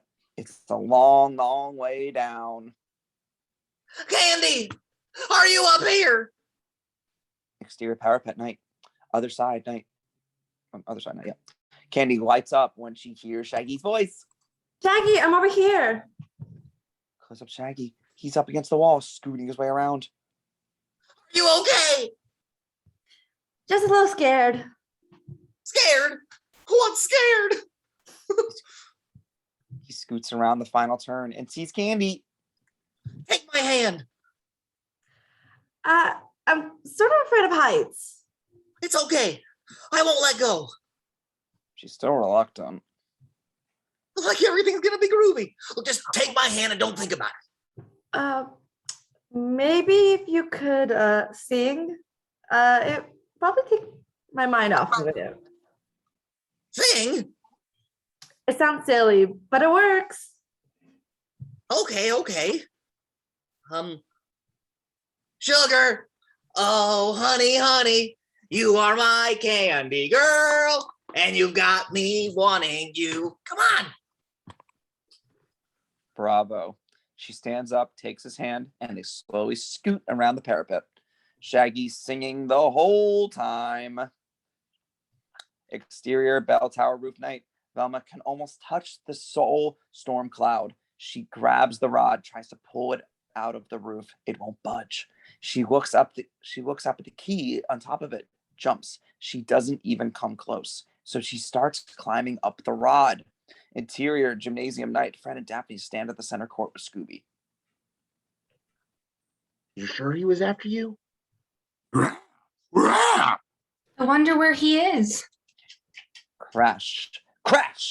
Meggido drops to the skylights, lands right in front of them, roars. The whole gym shakes. The front door slams. Ruh-roh. The trap is sprung. The match on the door lights the fuse that ignites the flares under the surfboard. The surfboard rockets down the middle of the gym floor, hits the gang's feet. They fall onto the board. It slams into the mattress. The ladder falls. The stops are pulled out from under the wooden spool. It rolls over the upper level, reeling in the rope. And then the net is pulled up in the air with Scooby, Fred, and Daphne inside. They're suspended right above Meggido. Well, at least we know it works. Meggido laughs, maniacal laugh, stares at Scooby. I'll be back, Salvador Doca. Meggido flies up to the skylights, close up the net. It twists and turns. Scooby flicks a razor-sharp claw out of his paw like a switchblade knife, cuts the net. They fall to the floor. Fred and Daphne are a tangled up mess. You have to stop him, Scoob. They'll be seeing ducks up there. Scooby looks at the door, looks back at them, and then he charges for the door. Interior bell tower night. Shaggy and Kandy climb in through the opening, sit down exhausted. Kandy gives them a big hug. You were very brave. I was. Very. I'd say you deserve a Shaggy snack. What's a Shaggy snack? Kandy plows her lips into his. This is an amazing kiss. And Shaggy's first. No flash photography, please. When she stops, Shaggy's eyes are crossed. That's a Shaggy snack. A Shaggy Daggy Doo! I really need to tell you something before this night gets any crazier. I was accepted to chef school. Their kitchen department loved my style of burning things. I'm supposed to leave tomorrow. This catches Shaggy and me by surprise. But now that I met you, I'm not sure I want to go. No, you have to go. You can't pass up the free food. You and Scooby can come and visit me whenever you want. Just think, you're not losing a girlfriend, you're gaining care packages. Girlfriend? Like, are you saying that for the past few hours you're my... Kandy smiles and nods. Wow. They lean in for another kiss right in front of the bell tower opening when Meggido's head rises up right outside. No zoinks this time. Instead, Shaggy punches Meggido in the nose. Meggido is very stunned. Me and my girlfriend are talking here. Yeah. Shaggy leads Kandy to the trapdoor, opens it. I'll be down in a minute. Shaggy. Go ahead. I'll be fine. He kisses her on the forehead. Then she disappears down the trapdoor. All right, tall, dark, and gruesome. I've had just about enough of this. I'm tired, I'm hungry, and Meggido breaks through the brick wall, roars. completely out of my mind. He runs around the bell. Meggido chases him round and round until Meggido's just chasing himself. Nice. Shaggy's disappeared. Meggido's looks out the window. Nothing. Exterior bell tower roof night. Velma is halfway up the rod. The soul storm is right above the temple now. A funnel cloud slowly descends, gets closer and closer to the key. Velma inches her way up when her glasses slide off her nose. My glasses! And land on the edge of the roof. She reaches down for them, stretches. The rod slowly begins to bend. Swear, someone look for the key master or the gatekeeper yet. Exterior temple night. Students are gathered on the lawn watching the spectacle above. Fred and Daphne run into the crowd. Look up. Jeepers! Several police cars pull up. Officers get out. They're all dumbfounded. Just call the damn Ghostbusters. Interior bell tower night. Meggido looks down the trap door. Still no sign of Shaggy. Then he grabs the rim off the bell, pulls it up, and looks inside. And there's no Shaggy. Clinging up to the ringer, Meggido pulls him out. Hold him up by the neck at arm's length. You're a dead ringer, puny human. Exterior bell tower roof night. Velma reaches and reaches. The rod snaps and falls. Velma still clinging. Interior bell tower night. Velma and her rod swing through the opening. Hit Meggido in the back. He drops Shaggy and hits his head on the bell. Clang! The wooden support holding the bell cracks. I thought your face rang a bell. The key teeters. Oh, I love this. The key teeters at the edge of an opening under the bell. You can see all the way down to the temple floor. Meggido freaks, reaches for it. Shaggy kicks it. The key falls through. Oops. And did it again. Meggido breaks through the floor, dives straight down. Interior temple night. The key is sitting in the middle of the floor. Meggido reaches for it when a dog paw steps on it. Rah, rah. Yeah. Scooby stands up and punches Meggido's head like it's a punching bag.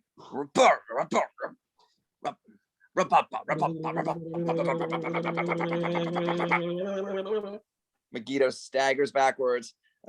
Scooby closes in, barking like a ferocious dog. Meggido is scared.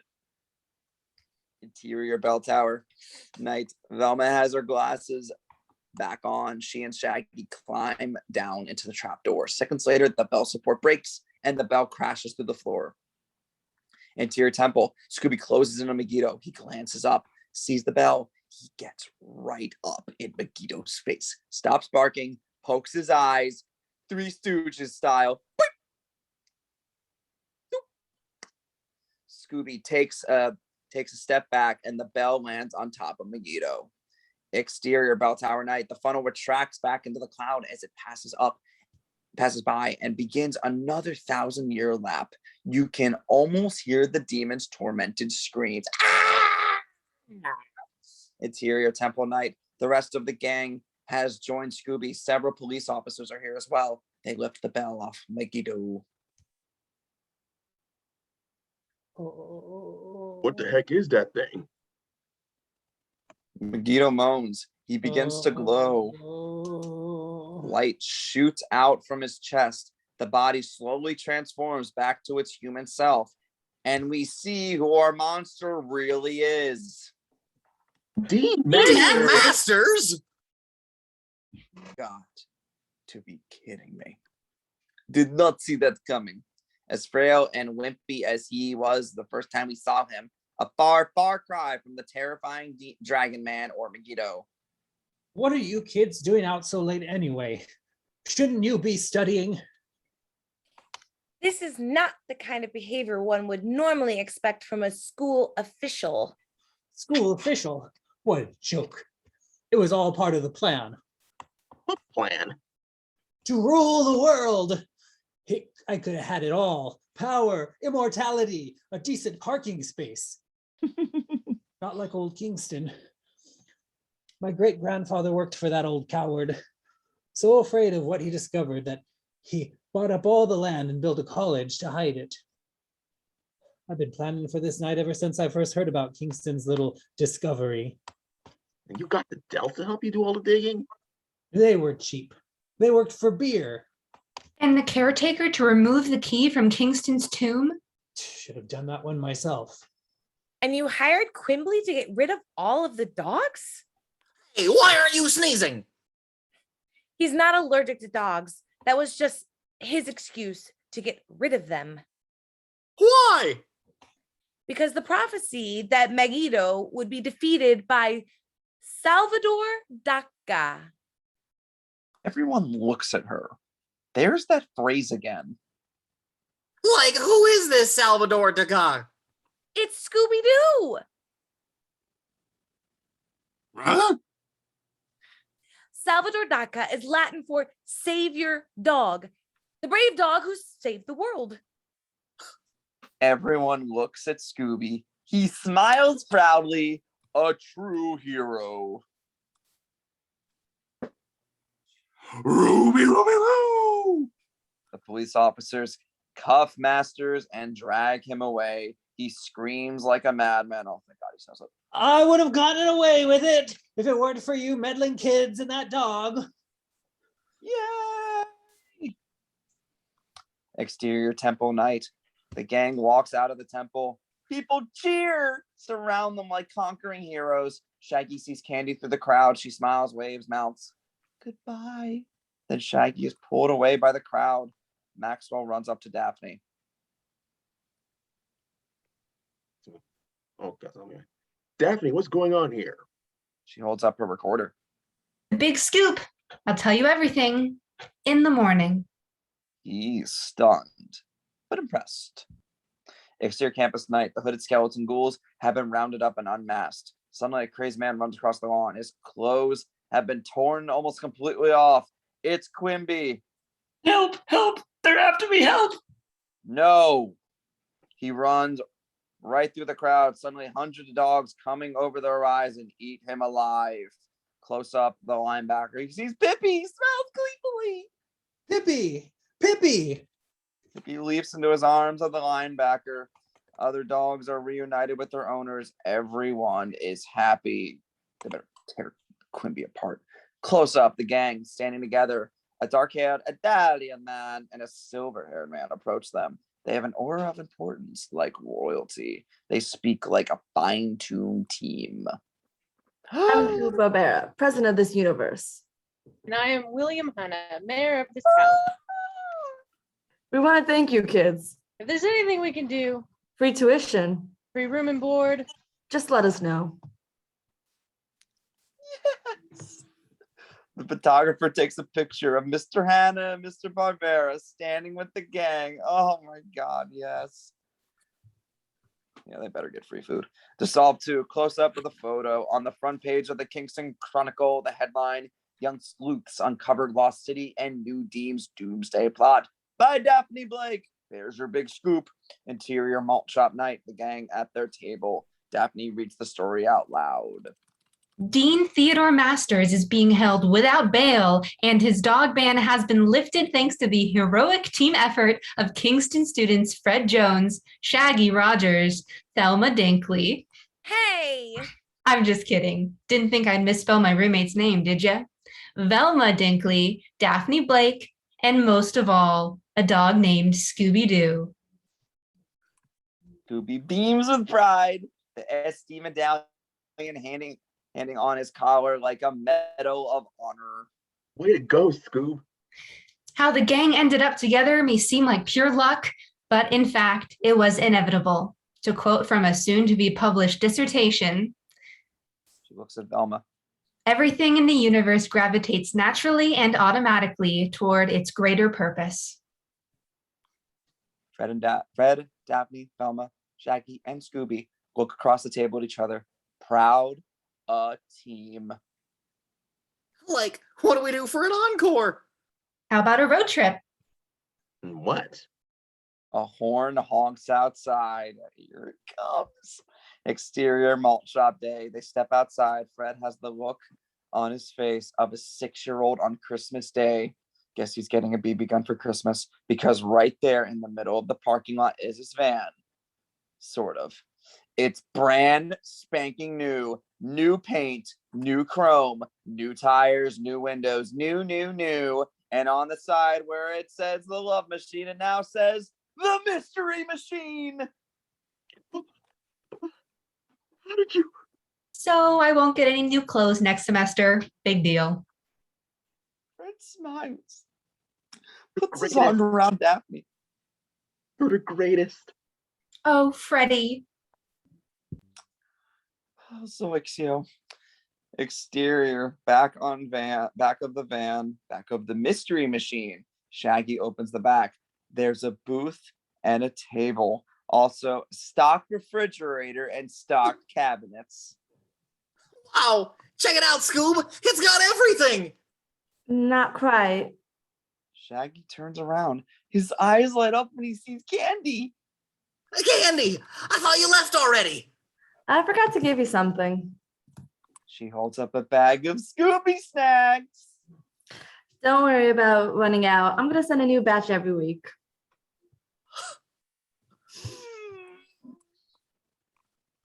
Scooby leaps up against her, licks her face affectionately. She giggles playfully. Take good care of him, okay, Scoob? Scooby hops down, leaving Kandy and Shaggy face to face.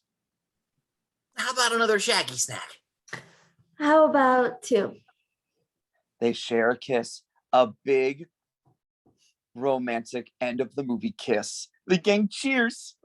Kandy walks back to her Volkswagen, waves goodbye, and drives away. Shaggy and Scooby stand side by side watching her leave. Guess it's just you and me now, Scoob. He puts his hand on Scooby's head. That's the way it's always gonna be from now on. Come on, you two, let's hit the road. Exterior highway dusk. The mystery machine speeds down the highway into the sunset. Where are we going, Freddie? Gold City. Like, what's Gold City? It's a ghost town. Ghost town? Like, pass the chocolate sauce, Scoob. I got a feeling it's gonna be another long night. Ruby, Ruby, Roo! Yay! The van passes a creepy old sign, Gold City 300 miles, and heads right into cartoon history. Well, gang, guess that about wraps up this movie, but stay tuned. We'll be right back after these messages. And Wow. This was Plain and simple. That was Jinkies. amazing. Zoinks, jinkies all around. Thank y'all for watching. We'll see you at the next one. Ruby, Ruby, Roo!